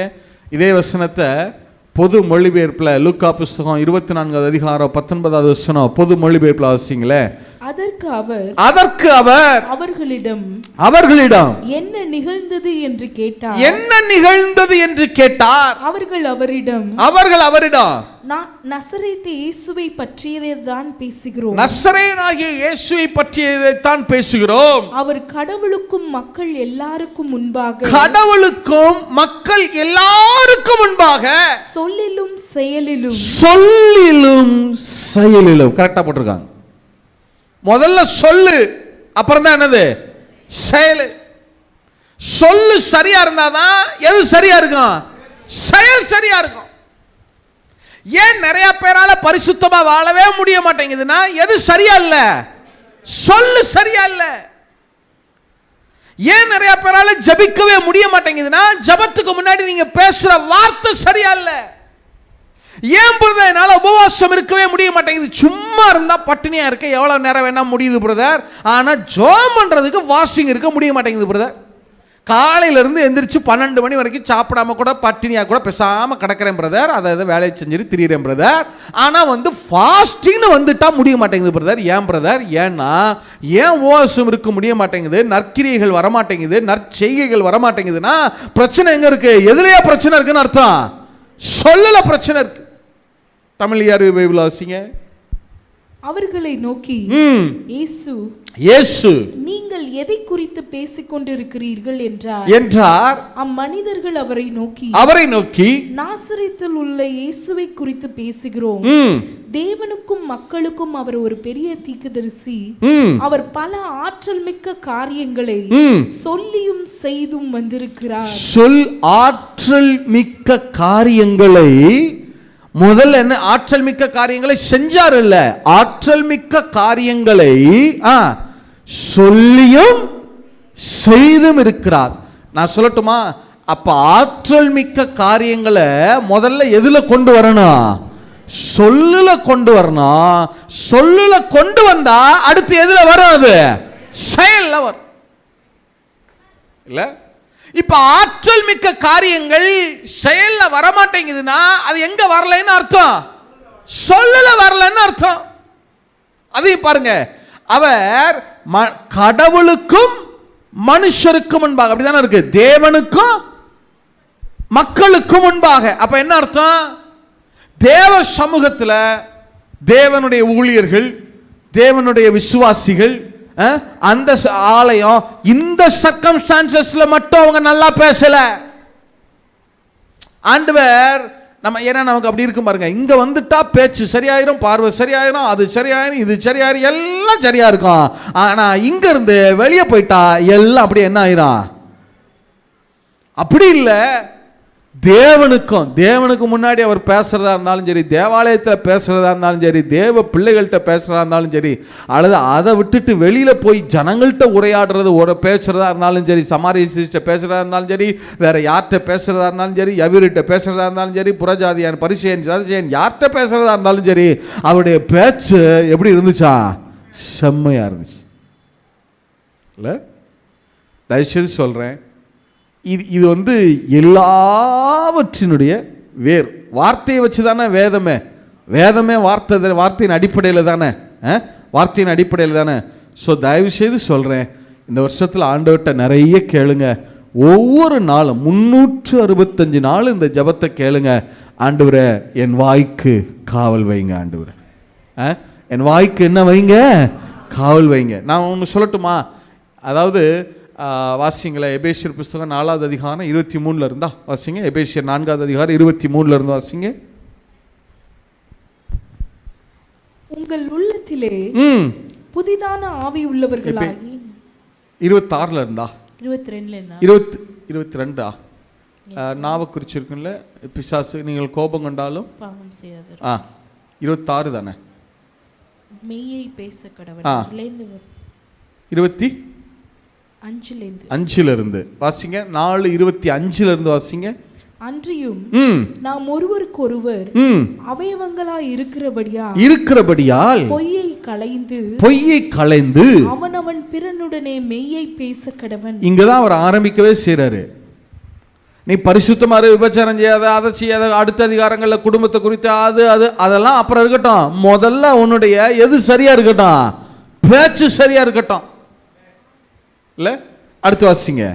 நீங்கள் கோபம் கொண்டாலும் பாவம் செய்யாதிருங்கள், சூரியன் அஸ்தமிக்கிறதுக்கு முன்னாக. ஒரு நிமிஷம், நம்ம நிறைய நேரங்கள்ல தவறா எப்போ பேசுறோம்? என்ன பண்ணும்போது? சத்தமா சொல்லுங்க. நிறைய பேர், உண்மையை சொல்றேன், நிறைய பேர் நான் தவறா பேசக்கூடாது அப்படின்னு நினைக்கிறாங்க. தீர்மானம்லாம் எடுத்திருக்கிறோம், உண்மை. ஆனா அதுக்கும் ஒரு எல்லை வச்சிருக்கோம். என்ன தெரியுமா? என்னைய நீ என்ன பண்ணக்கூடாது? நீனு கோவப்படுத்தக்கூடாது. கோவப்படுத்தின நான் எல்லையை தாண்டிடுவேன். இல்ல, ஆனா நான் எல்லையை தாண்டுவேன். நான் பேச ஆரம்பிச்சேன்னு வச்சுக்க, என்னை மாதிரி என்ன செய்ய முடியாது, உன் பேச்சை எடுபடாது. சவுண்டு அப்படியே விண்ணை முட்டுகிற சவுண்டுன்னு சொல்லுவோம்ல, அப்படி பேசுவேன். பேசி முடிச்சுட்டு சொல்லுவேன், நான் தான் குணசாலியான ஸ்திரீ. அதையும் நீ ஒத்துக்கணும். என்ன போல ஒரு தேவ பக்தி உள்ள மனுஷன் கிடையாது, தெரியுமா? அதை நீ ஒத்துக்கணும். ஆனால் வேதம் சொல்லுது, நாவை அடக்கலைனா நீங்கள் மனுஷனுக்கு முன்னாடி என்ன வேணா ஆக்ஷன் கொடுங்க, ஃபிலிம் காட்டுங்க, என்ன வேணா அந்த சீன் போடுறது சொல்லுவோம்ல, என்ன வேணா பண்ணுங்க, மாடுலேஷன் காட்டுங்க, ரியாக்ஷன் காட்டுங்க, என்ன வேணா கலரில் ட்ரெஸ்ஸு போடுங்க, என்ன வேணா உங்கள் சாக்ரிஃபைஸை காட்டுங்க, என்ன வேணா பண்ணுங்க. ஆனால் நாவை அடக்கலைனா தேவ பக்தி தேவனுடைய பார்வையில் என்னவா இருக்குமா? இல்லை, கோபம் கொண்டாலும் என்ன செய்யாதீங்க? பாவம் செய்யாதிருங்கள். அப்ப எது பாவம், எது? இதை பிடிச்சிக்கிறாங்க நிறைய பேர். நான் கோவப்பட்டா பேசலாம் பிரதர், தப்பு கிடையாது பிரதர். நான் கோவப்பட்டா என்ன வேணா பேசிக்கலாம் பிரதர், அப்ப மட்டும் பேசிக்கலாம், அப்புறமா சரி பண்ணிக்கலாம் பிரதர். எது பாவம், எது பாவம்? தொடர்ந்து வாசிங்க. சூரியன் அஸ்தமிக்கிறதுக்கு முன்னாக உங்கள் எரிச்சல் தனியே கிடையாது. சூரியன் அஸ்தமித்தோம் நீங்க அதே கோபத்தோடு டிராவல் ஆகுறீங்கன்னா அது பாவம். இன்னைக்கு ஒரு காரியம் நடந்திருக்கு, உங்க மைண்ட்ல ஒரு கோபம் வந்திருக்குன்னா, இன்னைக்கு நைட்டு முடிச்சு நாளைக்கு காலையில் எழும்பும் போது உங்க மைண்ட் என்னவா இருக்குன்னா, உங்க மனைவி உங்களை கூப்பிடுறாங்க, என்னங்க அப்படின்னா உடனே என்ன சொல்லணும்? என்னம்மா சொல்லு அப்படின்னு சொல்லணும். சொல்ல ஒருன்னு உட்கார்ந்தீங்கன்னு வைங்க, அது என்னது? நாளைக்கு காலையில் உங்கள் கணவர் கூப்பிட்றாரு, உங்களை பேர சொல்லி கூப்பிட்றாருன்னு உடனே சொல்லுங்கப்பா கேட்கணும். இல்லை சொல்லுங்க அதான் கேட்குதுல அப்படிங்கன்னா அது என்னது? வாசிங்க, தொடர்ந்து வாசிங்க. பிசாசுக்கு இடம் கொடாமலும் இருங்கள். இப்படி செஞ்சீங்கன்னா யாருக்கு இடம் கொடுக்குறோமா? எல்லாம் கவனிங்க. நம்ம என்ன நினைக்கிறோம்னா, நமக்கு அப்படியே அந்த வசனம்லாம் ரொம்ப தெளிவாக தான் எழுதுது. நம்ம என்ன நினைக்கிறோம்னா, பிரதர் அப்படியே நான் பிரதர் இந்த பாவத்தை செஞ்சு பிரதர், அதை செஞ்சு பிரதர், அப்படியே சாத்தானுக்கு இடம் கொடுத்து பிரதர், அப்படியே அவன் உள்ள வந்துட்டான் பிரதர், அப்படியே.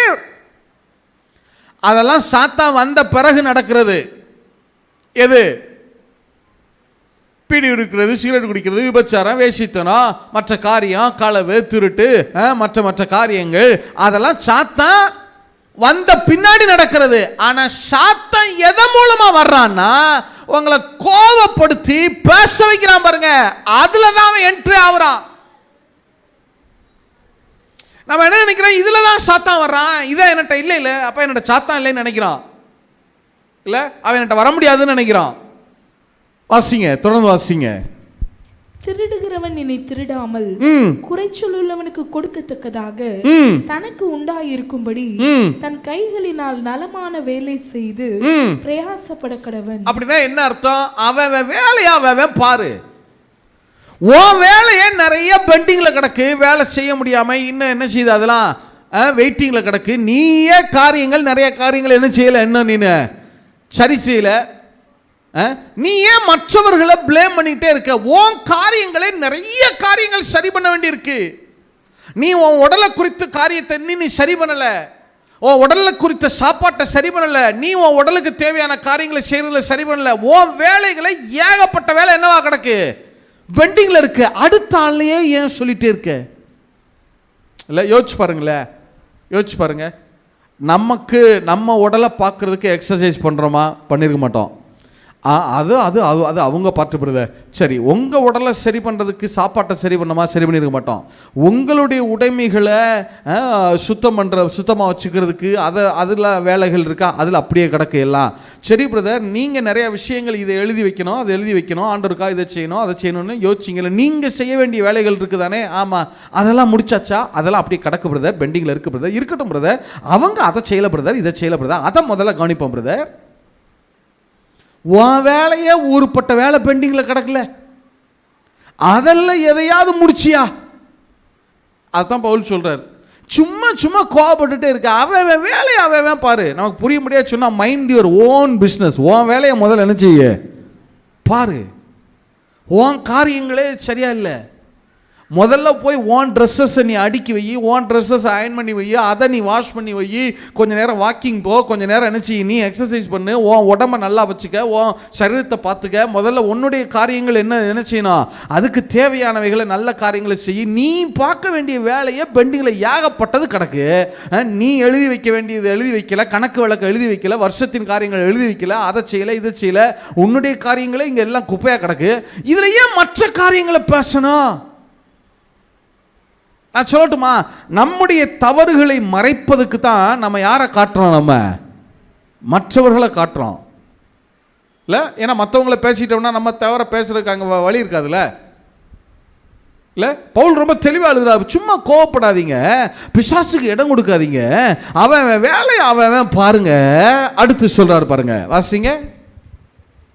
கெட்ட வார்த்தை ஒன்றும் உங்கள் வாயிலிருந்து புறப்பட வேண்டாம். என்னவா கெட்ட வார்த்தைனா? மாரலி பேர்ட் வேர்ட்ஸ் இல்லை, மாரலி அசிங்கமா திட்டுறது அந்த சொல்லல. தீய காரியத்தை பேசாதீங்க, நெகட்டிவா பேசாதீங்க.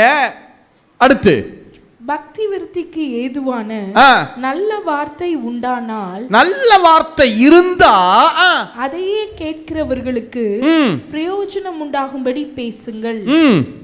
அன்றியும் நீங்கள் மீட்கப்படும் நாளுக்கென்று முத்திரையாக பெற்ற தேவனுடைய பரிசுத்த ஆவியை துக்கப்படுத்தாதிருங்கள். பரிசுத்த ஆவியான அந்த வார்த்தை கவனிங்க, தவறான வார்த்தையை பேசாதீங்க, பரிசுத்த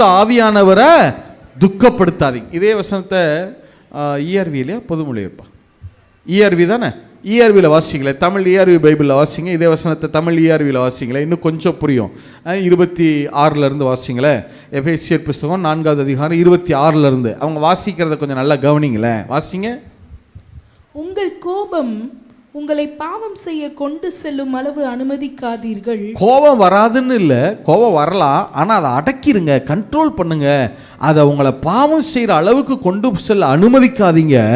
அடுத்து, நாள் முழுவதும் கோபம் உடையவர்களாக இருக்காதீர்கள். நாள் ஃபுல்லா உருன்னு உட்கார்ந்து இருக்காதீங்க. அடுத்து, உங்களை வீழ்த்துவதற்குரிய வலியை பிசாசுக்கு கொடுக்க வேண்டாம். தமிழ்ல யாது பிசாசுக்கு இடம் கொடுக்காதீங்கன்னு இருக்கு. இன்னொரு மொழிபெயர்ப்புல இருக்கு, உங்களை வீழ்த்துவதற்கு உரிய வழியை பிசாசுக்கு கொடுக்க வேண்டாம். நீங்க நினைக்கிறீங்க நான் கோவப்பட்டுட்டு பேசிட்டு கடந்து போயிடலாம், இது எதுவுமே செய்யாது, இதனால எதுவுமே நடக்காது, நான் ஏதாவது பீடி குடிச்சு சிகரெட் குடிச்சா ஏதாவது நடக்கலாம், அல்லது விபச்சார விஷயத்தை நம்ம பண்ணா அதெல்லாம் நடக்கலாம், அதெல்லாம் நடக்கும், இல்லைன்னு சொல்லல. ஆனா நம்ம என்ன நினைக்கிறோம்னா அதுல மட்டும்தான் விளைவுகள் வரும், இதுல விளைவா இல்லைன்னு நினைக்கிறோம். நான் கோபப்பட்டுட்டே இருக்கலாம், பேசிட்டே இருக்கலாம், கடந்து போயிட்டே இருக்கலாம் அப்படின்னு நினைக்கிறோம். ஆனா வசனம் சொல்லுது இல்ல, இது வழியா தான் உங்களை வீழ்த்துவதற்கு உரிய வழி சாத்தானுக்கு இதன் மூலமா தான் கொடுக்கப்படுகிறது.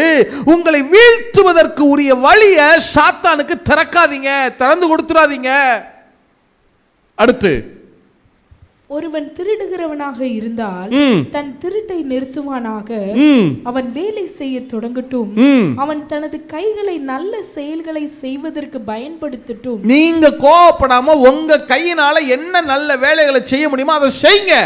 பிறகு ஏழைகளோடு பகிர்ந்து கொள்ள அவனுக்கென்று சில இருக்கும். அதுவே உங்களுக்கு ஆசீர்வாதத்தை கொண்டு வரும். ஏழைகளுக்கு கொடுக்கிற அளவுக்கு அதுவே உங்களை ஆசீர்வதிக்கும். மற்றவர்கள் உங்களுக்கு கொடுக்குறாங்களோ இல்லையோ, கணவர் கொடுக்குறாரோ இல்லையோ, மனைவி கொடுக்குறாங்களோ இல்லையோ, பிள்ளைங்க கொடுக்குதோ இல்லையோ, நீ உனக்கு கர்த்தர் என்ன வேலைகளை கொடுத்துருக்காரோ அதை செய்யி, அது உனக்கு ஆசீர்வாதத்தை கொண்டு வரும்.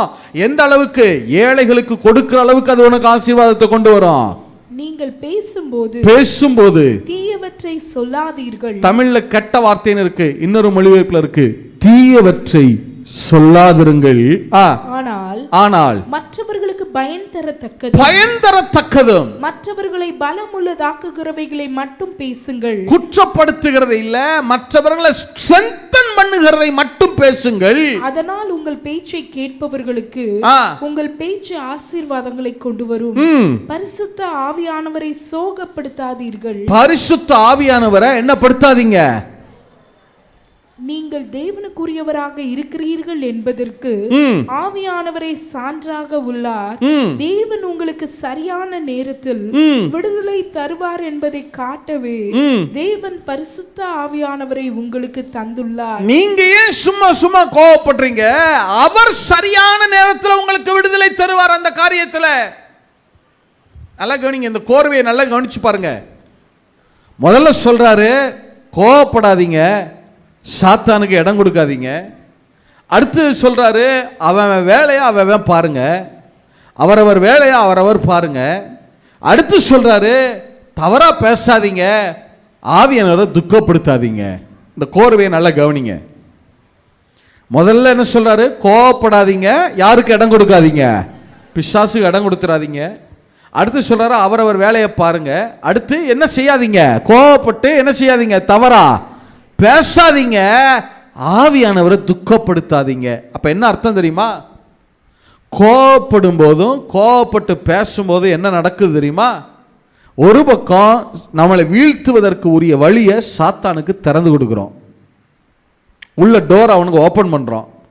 அடுத்து அதே நேரம் நம்ம கூடவே இருக்கிற பரிசுத்த ஆவியானவரை என்ன படுத்துறோமா? துக்கப்படுத்துறோம். சொல்லுங்க, என்ன படுத்துறோம்? தமிழ்லையாவது துக்கப்படுத்துறோம் இருக்கு, இன்னொரு ERV பைபிளில் சோகமாக்குறோம். சொல்லுங்க, என்ன ஆக்குறோம்? சோகமா இருக்கிறவங்க எப்படி இருப்பாங்க? கம்முன்னா எப்படி? எந்த வேலையும் உண்மைதானே அமைதியா இருப்பாங்க, எதுலையும் இன்வால்வ் ஆக மாட்டாங்களா?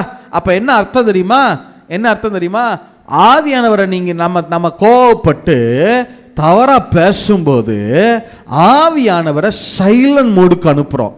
இந்த டேஞ்சரை யோசிச்சு பாருங்க. ஒரு பக்கம் கோவப்படும் போது சாத்தானுக்கு வழியை திறக்கிறோம், சைமல்டேனியஸா ரெண்டு நடக்குது. ஒரு பக்கம் அவனுக்கு வழியை திறந்து விடுறோம், இன்னொரு பக்கம் சாத்தான் வரும்போது வெள்ளம் போல அவன் சாத்தான் வரும்போது அவனுக்கு விரோதமா வெள்ளம் போல கொடியேற்ற வேண்டியவர் யாருதான்? பரிசுத்த. சொல்லுங்க, சத்துரு வரும்போது அவனுக்கு விரோதமா கொடியேற்ற வேண்டியது யாரு? பரிசுத்த. ஆனா ஒரு பக்கம் டோரை அவன் சாத்தானுக்கு ஓபன் பண்ணிட்டு இன்னொரு பக்கம் ஆவியானவரை செயல்பட விடாம அமைதியா உட்கார வைக்கும். எவ்வளவு டேஞ்சர் பாருங்க. ஏன் சத்ரு கோபத்தின் மூலமா என்டர் ஆகுறான் தெரியுமா? மற்ற பாவங்கள் மூலமா அவன் என்டராக ட்ரை பண்றது இல்ல. அதெல்லாம் அவன் வந்த பின்னாடி தான் அதெல்லாம் நடக்குது. அது பாவத்தின் கிரியைகள் அவன் வந்த பின்னாடி நடக்கிறது. ஆனா அவன் உள்ள வர்றது எதன் மூலமானா கோவப்படுறதும், கோவப்பட்டு தவறாக பேச வைக்கிறது இல்ல. ஏன்? அவனுக்கு நல்லா தெரியும் இவன்ட்ட ஆவியானவர் இருக்கிறாரு. மற்ற எந்த விதத்துல நம்ம போனாலும் அவர் இவனுக்காக கொடி ஏத்திடுவாரு, நம்மளை உள்ள விட மாட்டாரு. ஆனா இவனை கோபப்பட வச்சு இவனை பேச வச்சோன்னா ஆவியானவர் உள்ளதான் இருப்பாரு, இவனுக்குள்ளதான் இருப்பாரு. ஆனா அமைதியா இருப்பாரு. நம்ம வேலையை நம்ம நடத்தலாம். அவனுக்கு தெரியுது ஆவியானவர் உள்ளதான் இருப்பாரு, ஆனா அமைதியா இருப்பாரு. அவர் துக்கப்பட்ட அமைதியா இருப்பாரு. ஏன் இப்படி பேசுறான்? நான் இவனுக்கு சரியான நேரத்தில் விடுதலை தரமாட்டேனா? ஏன் இந்த காரியத்தில் கோவப்பட்டு இவன் சரி செய்ய ட்ரை பண்ணி ஏன் இப்படி பேசுறான் அப்படின்னு ஆவியானவர் சும்மா சைலண்ட் ஆயிடுவாரு. நம்ம வேலையை நம்ம பார்க்கலான்னு யாருக்கு தெரியுது? பிசாசுக்கு தெரியுது இல்ல? இப்ப சொல்லுங்க, சபையின் இடத்துல ஆண்டவர் முதலாவது எதை எதிர்பார்க்கிறார் தெரியுமா? எதுல வல்லவர்களா இருக்கணும்? வார்த்தையில வல்லவர்களா இல்ல? வருகிற நாட்களில் ஆண்டவர்கிட்ட அதிகமாக கேளுங்க, ஆண்டவரே நான் வாக்கில் வல்லமை உள்ளவளாக இருக்கணும், நான் வார்த்தையில் ரொம்ப நல்லா கவனிங்க. ரெண்டு விஷயம். ஒன்று நீங்கள் நல்லா நினைச்சுக்கணும், நான் பேச மாட்டேன் பிரதர், ஆனால் மற்றவங்கள பேச வச்சிருவேன் பிரதர், அப்படி இருக்கக்கூடாது. நீங்கள் ஒரு காரியத்தை சொல்லும்போது பேசும்போது, நான் நல்லா இந்த மெச்சூர்டான லீடர்ஸ்ட்டெல்லாம் நான் நிறைய பார்த்துருக்கேன். நெகட்டிவான சப்ஜெக்டை தொட மாட்டாங்க, கவனிச்சிருக்கேன் நிறையா. ஏன் இதை நீங்கள் ஏன் அவர்கிட்ட கேட்கல, ஏன் பேசலைன்னா, எதுக்கு இதை போய் பேசி அவன் ஏதாவது ஒரு வார்த்தை சொல்லி நம்ம சொல்லி விட்டுரு அப்படிம்பாங்க. கவனிச்சிருக்கீங்களா? அப்போ இதை தொட்டோம்னா, இதை பேசணும்னா நெகட்டிவான காரியங்கள் நிறைய வெளியே வரும். அப்படின்னா அதை பேசாமல் இருப்பது ரொம்ப ரொம்ப என்னது நல்லது. நீங்க ஒன்று பேசி அதை இது பண்ணி சாதிச்சு சரி பண்ணிட போறதில்ல. ஆவியானவர் உங்களுக்கு சரியான நேரத்தில் விடுதலை தருகிறவராக இருக்கிறார். எத்தனை பேர் ஆமீன் சொல்ல முடியும்? எத்தனை பேர் ஆமீன் சொல்ல முடியும்? அப்போ ஒன்று, நீங்களும் பேசாதீங்க, மற்றவர்கள் பேசுவதற்கான சூழ்நிலையை உருவாக்கி கொடுக்காதீங்க. ஞானமா பேச கற்றுக்கொள்ளுங்கள். இந்த காரியத்தை தொட்டா, இந்த காரியம் இதை பேச ஆரம்பிச்சோம்னா இது இப்படிதான் போய் முடியும்னா தேவ சமூகத்தில் நிறைய ஜெபம் பண்ணுங்க. நான் சொல்றேன், உங்களால பேசி சரி செய்ய முடியாதவைகளை ஆவியானவர் சரி செய்ய வல்லமையுள்ளவராக இருக்கிறார். எத்தனை பேர் ஆமென் சொல்ல முடியும்? பலத்தினாலும் அல்ல, பராக்கிரமத்தினாலும் அல்ல, தேவ ஆவியினாலே ஆகும் இல்ல? அதனால நீங்க அந்த காரியத்தை கொஞ்சம் ஸ்கிப் பண்ண பழகணும். அந்த காரியத்தை கொஞ்சம் நீங்க ஸ்கிப் பண்ணிருங்க, ஆவியானவர்கிட்ட விட்டு விடுங்க. அவர் அதை சரியான நேரத்தில் கரெக்டா பிடிப்பாரு, கரெக்டா சரி பண்ணுவாரு இல்ல? யாரை எங்க பிடிக்கணும்னு அவருக்கு என்ன செய்யும்? நல்லா தெரியும். உங்களை விட அவருக்கு நல்லா தெரியும். நீங்க பேசினா எதிர்பேச்சு பேசலாம், ஆனா ஆவியானவர் ஒரு காரியத்தை செய்யறப்ப அவரை எதிர்த்து ஒண்ணு என்ன செய்ய முடியாது, வாயை திறக்க முடியாது இல்ல? அப்படித்தானே வேதம் சொல்லுது. ஆவியானவர் அப்போஸ்தலர்கிட்ட சொல்லும்போது சொல்றாங்க, ஆவியானவர் பேசும்போது அங்க பவுல் பேசின போது ஒருவர் என்ன செய்ய முடியலையா, எதிர்பேசக்கூடாமற் போகிறது இல்ல? சொல்றேன் பிரதர், வருகிற நாட்களில் நாங்கள் ஏன் இதெல்லாம் தாகம் இவ்வளவு நான் உங்களுக்கு ஸ்ட்ரெஸ் பண்ணி சொல்கிறேன்னா, நீங்கள் நல்ல பரிசுத்தமாக இருக்கணும். வருகிற காலத்தில் நீங்கள் பரிசுத்தத்தில் வளரணும், சபை வளரணும், ஊழியம் வளரணும், நீங்கள் இன்னும் ஆலயத்துக்கு ரெகுலராக வரணும், உங்கள் வாழ்க்கை சரியாகணும், பொருளாதாரம் சரியாகணும், உங்களுடைய எல்லா சொல் ஜீவியம், உங்களுடைய செயல் ஜீவியம், அனுதின நடை ஜீவியம், இது எல்லாமே சரியாகணும். ஆனால் இதெல்லாம் சரியாகணும்னா முதல்ல உங்களுடைய வார்த்தை சரியா இல்ல? வார்த்தை சரியா. அதனாலதான் வேதம் சொல்லுது, மரணமும் ஜீவனும் எதுல இருக்கிறதா? சத்தமா சொல்லுங்க, எதுல இருக்கிறது? நாவே அதிகாரத்தில் இருக்கு. சரி, இன்னொன்று ஒரே ஒரு காரியத்தை சொல்லி முடிக்கிறேன். இந்த வருஷத்தில் நிறைய அந்நிய பாஷையில் பேச பழகுங்க. ஏன்னா நீங்க நல்லதை பேசும்போது நல்லது நடக்கும். சொல்லுங்க, நல்லது பேசும்போது என்ன நடக்கும்? கெட்டதை பேசும்போது கெட்டது நடக்கும். சொல்லுங்க, கெட்டதை பேசும்போது என்ன நடக்கும்? திருப்பி நீங்க நல்லதை பேசுனீங்கன்னா என்ன நடக்கும்? நல்லது பேசினா என்ன நடக்கும்? சொல்லுங்க, நல்லது பேசினா என்ன நடக்கும்? நல்லது. சத்தமா சொல்லுங்க, நல்லது. கெட்டது பேசினா என்ன நடக்கும்? சரி, திருப்பி நீங்க நல்லது பேசினா என்ன நடக்கும்? நடக்காது. நல்லது பேசினா நல்லது நடக்குது, கெட்டது பேசினா கெட்டது நடக்குது. திருப்பி நீங்க நல்லது பேசினா நல்லது நடக்காது. ஏன்னா நீங்க தவறா பேசும்போது என்ன செய்துனா, நீங்க நலமாய் பேசும்போது, நல்லா கவனிங்க, நல்லதை பேசும்போது நல்லதை நடப்பிக்கிற அந்த ஜீவன், அந்த ஆற்றல் சேதப்படுகிறது. நீங்க நன்மையை பேசும்போது நன்மை நடப்பிக்கிற ஆற்றலை, அந்த ஜீவனை, அதனாலதான் இயேசு சொன்னார், ஒருவன் தன் உலகம் முழுவதையும் ஆதாயப்படுத்திக் கொண்டாலும் தன்னுடைய ஜீவனை நஷ்டப்படுத்தினால், சேதப்படுத்தினால் லாபம் என்ன? அப்ப நம்ம கெட்டதை பேசும்போது அது எதை சேதப்படுத்துது தெரியுமா? ஜீவனை பிறப்பிக்கிற அந்த ஆற்றலை சேதப்படுத்துது. இல்ல? அப்ப அதை எப்படி ரினியூ பண்றது? அதை எப்படி ரினியூ பண்றதுன்னா, சரி செய்யறதுன்னா, அதுக்கு தான் நான் உங்களை அந்நிய பாஷையில பேச சொல்றேன்.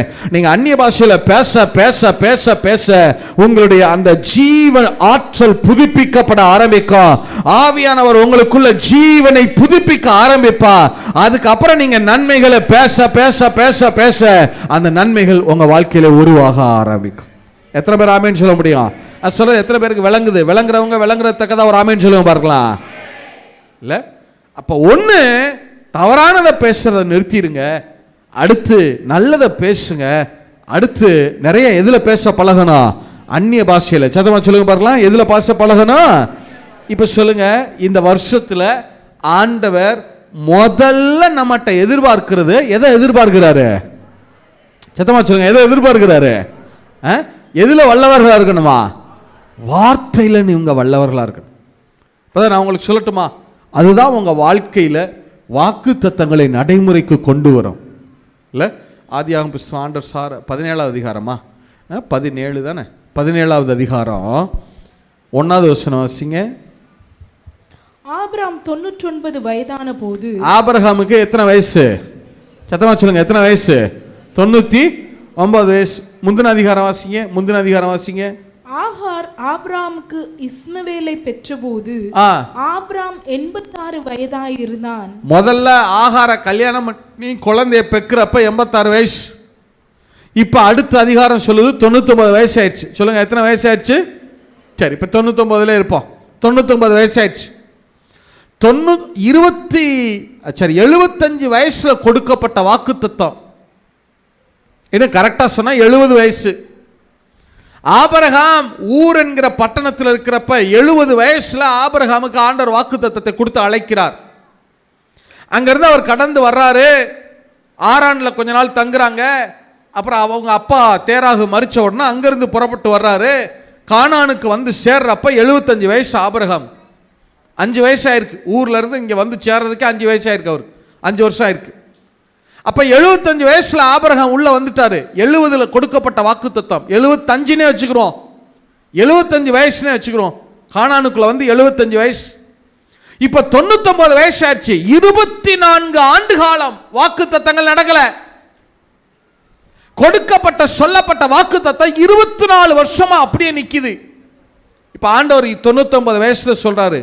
என்ன சொன்னார் தெரியுமா? வாசிங்க வாசிங்க. 5வது வசனமா, உன் பேர் ஆபிராம் என்னப்படாமல் 5வது வசனம்.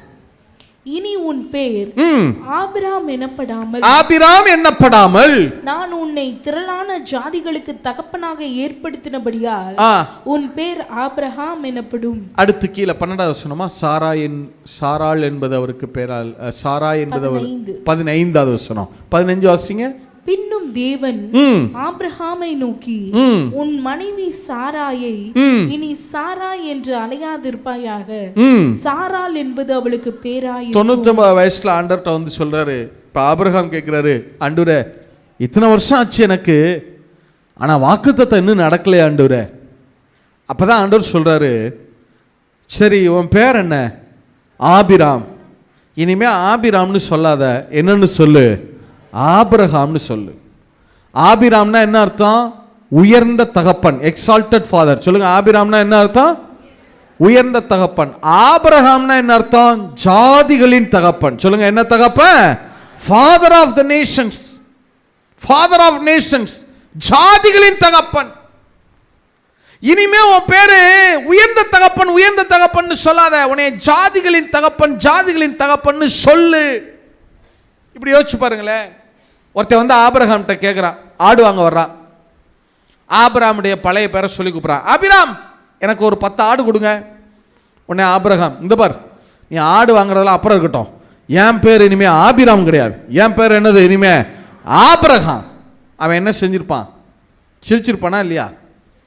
யோ, உனக்கு இன்னும் ஒரு குழந்தைய பிறக்கலை, ஒரு பிள்ளை கூட இல்லை, நீ என்ன ஜாதிகளின் தகப்பன்னு சொல்றது? இது உமக்கே நியாயமா? அது ஆபிரகாம் கேட்டிருப்பானா இல்லையா?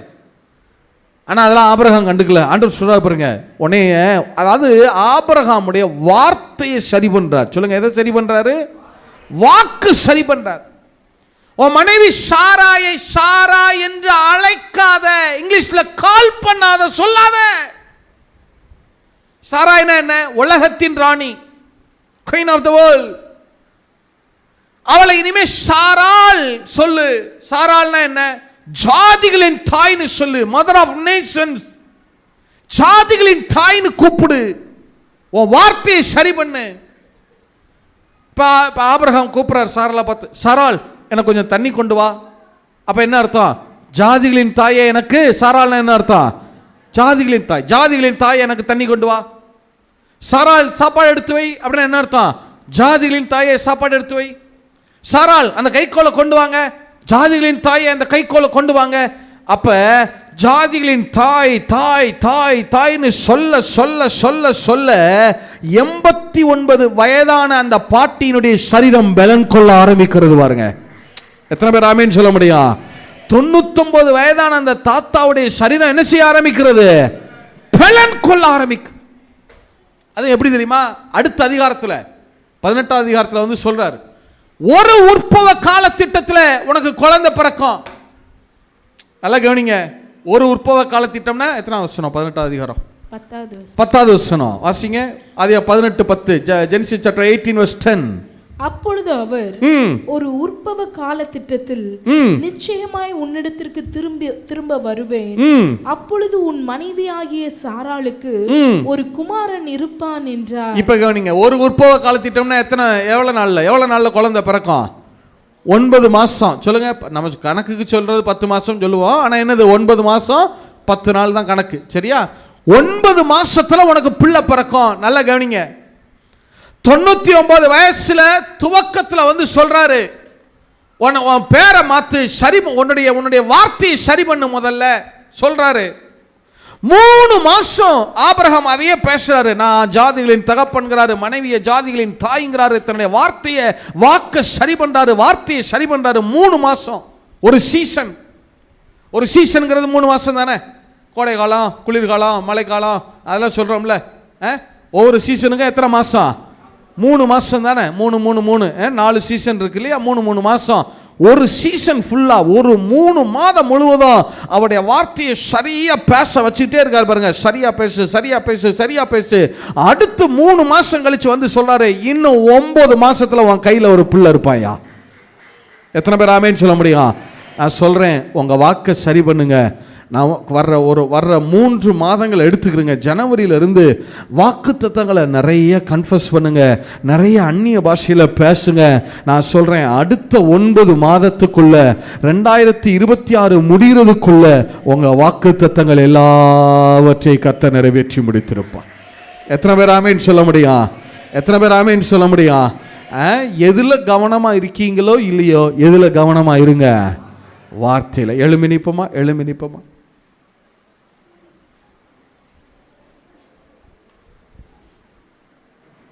எழும்புங்க, பிரசங்கம் முடிஞ்சிட்டு.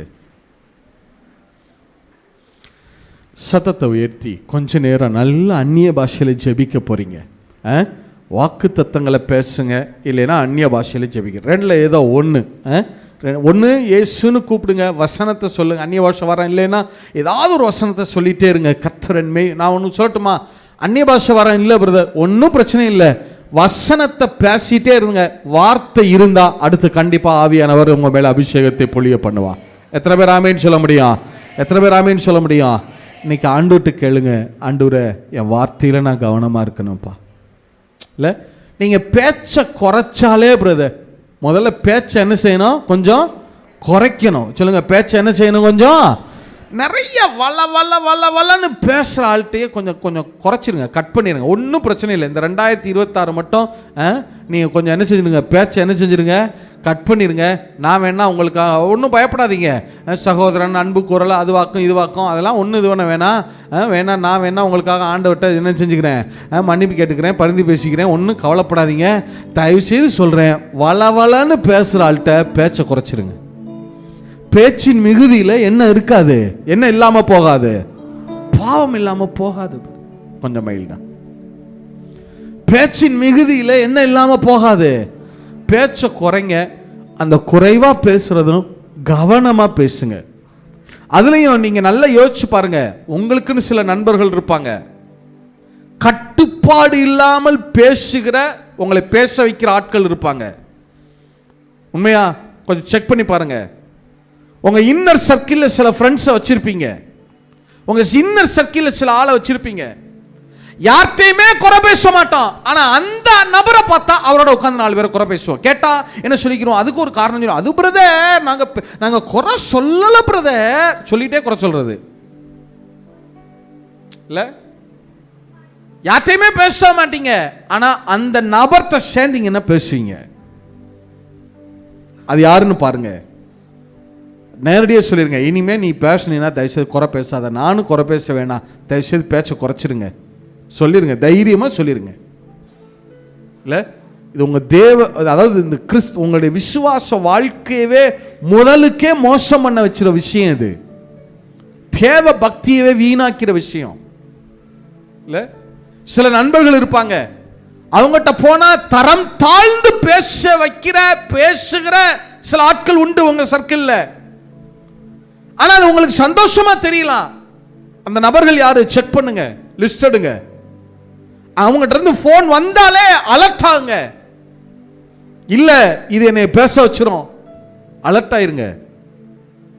இல்ல உங்க பக்கத்து வீட்டுக்காரங்க, எதிர்த்து வீட்டுக்காரங்க, இதை சத்துரு உங்களை அவங்கள அன்பை காட்டிலாம் வஞ்சனை செய்யும். அன்பு கூறணும் போறதா, அச்சாம் போறதா, இதான் போறதா, அதெல்லாம் கிடையாது.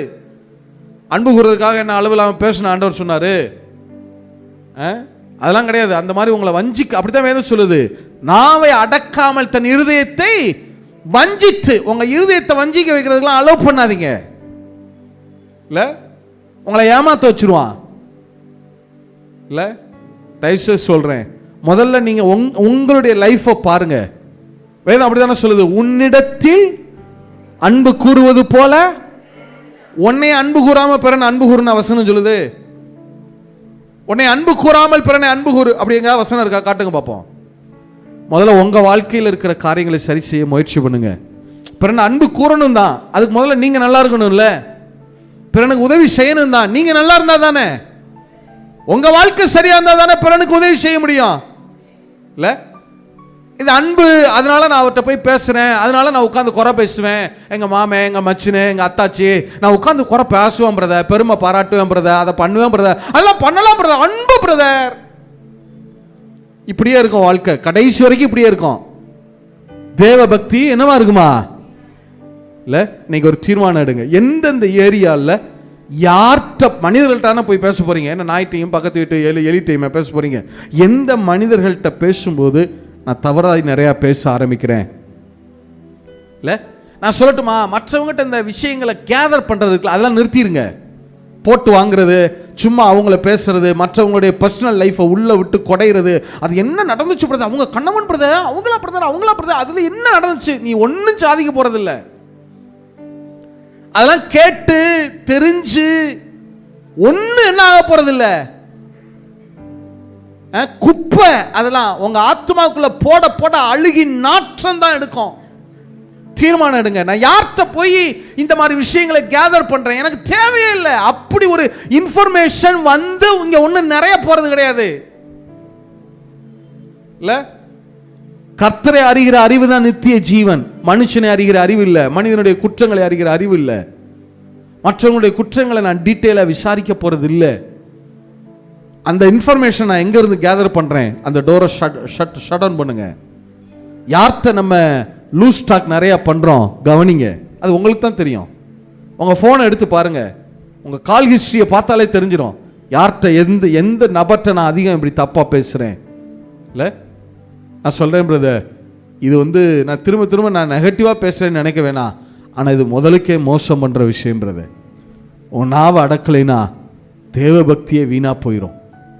ஒன்றுக்குமே பிரயோஜனம் இல்லாத வாழ்வை ஆகாயத்தில் சிலமம் பண்ற மாதிரி சிலமம் பண்ணிட்டு பரலோகம் போயிருவீங்க தான். எப்படியும் கர்த்தர் உங்களை எங்க கொண்டு போய் சேர்த்துருவாரு?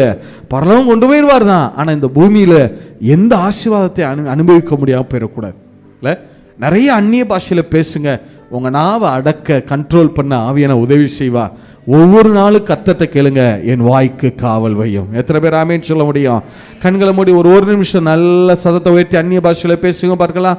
ஒரு நிமிஷம் நல்ல சத்தத்தை உயர்த்தி உங்க சத்தம் எழும்பட்டும், உங்க சத்தம் எழும்பட்டும். யா ஷஹாட தலக்கரங்கஹா. எஸ் ஃபாதர், நல்ல சத்தத்தை உயர்த்தி அந்நிய பாஷையில பேசுங்க.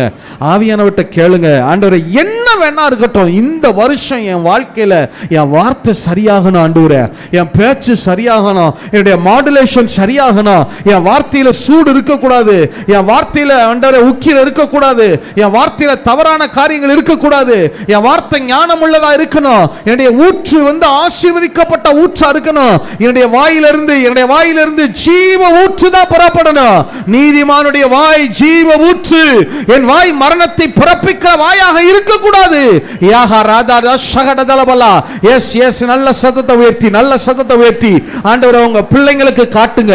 யார்கிட்ட பேசும்போது உங்க பிள்ளைங்க குறை பேசுறாங்க, யார்கிட்ட பேசும்போது பெருமை பேசுறாங்க, யார்கிட்ட பேசும்போது மற்றவர்களுடைய குறைகளை விசாரிக்கிறாங்க, அது எல்லாவற்றையும் அடையாளப்படுத்தி காட்டுங்க ஆண்டவரே. எந்த பகுதியில் டோரை க்ளோஸ் பண்ணணும் ஆண்டவரே உங்க பிள்ளைகளுக்கு அர்த்தப்படுத்தி காட்டுங்க, அடையாளப்படுத்தி காட்டுங்க. ஆட்களை நபர்களை நீங்க அடையாளப்படுத்தி காட்டுங்க. யஷஹரதலபஹடதலஹரா யக்கராபாதி ஷகடதலபலஹரா யக்கரனமதி ஷகா. எஸ் எஸ், நல்ல சத்தத்தை உயர்த்தி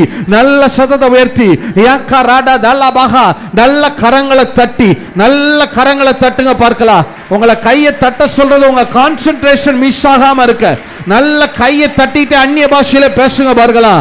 யாஹா ரதா லதா ரபஹா டதலகரா யக்கரபா டதலஹா டதலபஹரா. எஸ் ஃபாதர், தீமைக்கான நாவுகள் கட்டப்படுவதாக, தீமையை பேசுகிற நாவுகள் கட்டப்படுவதாக. யக்கரதா டதலபஹரா, நன்மையை பேசுகிற வார்த்தைகள் கட்டவிழ்க்கப்படுவதாக. யக்கரனதலபஹா யஷஹரா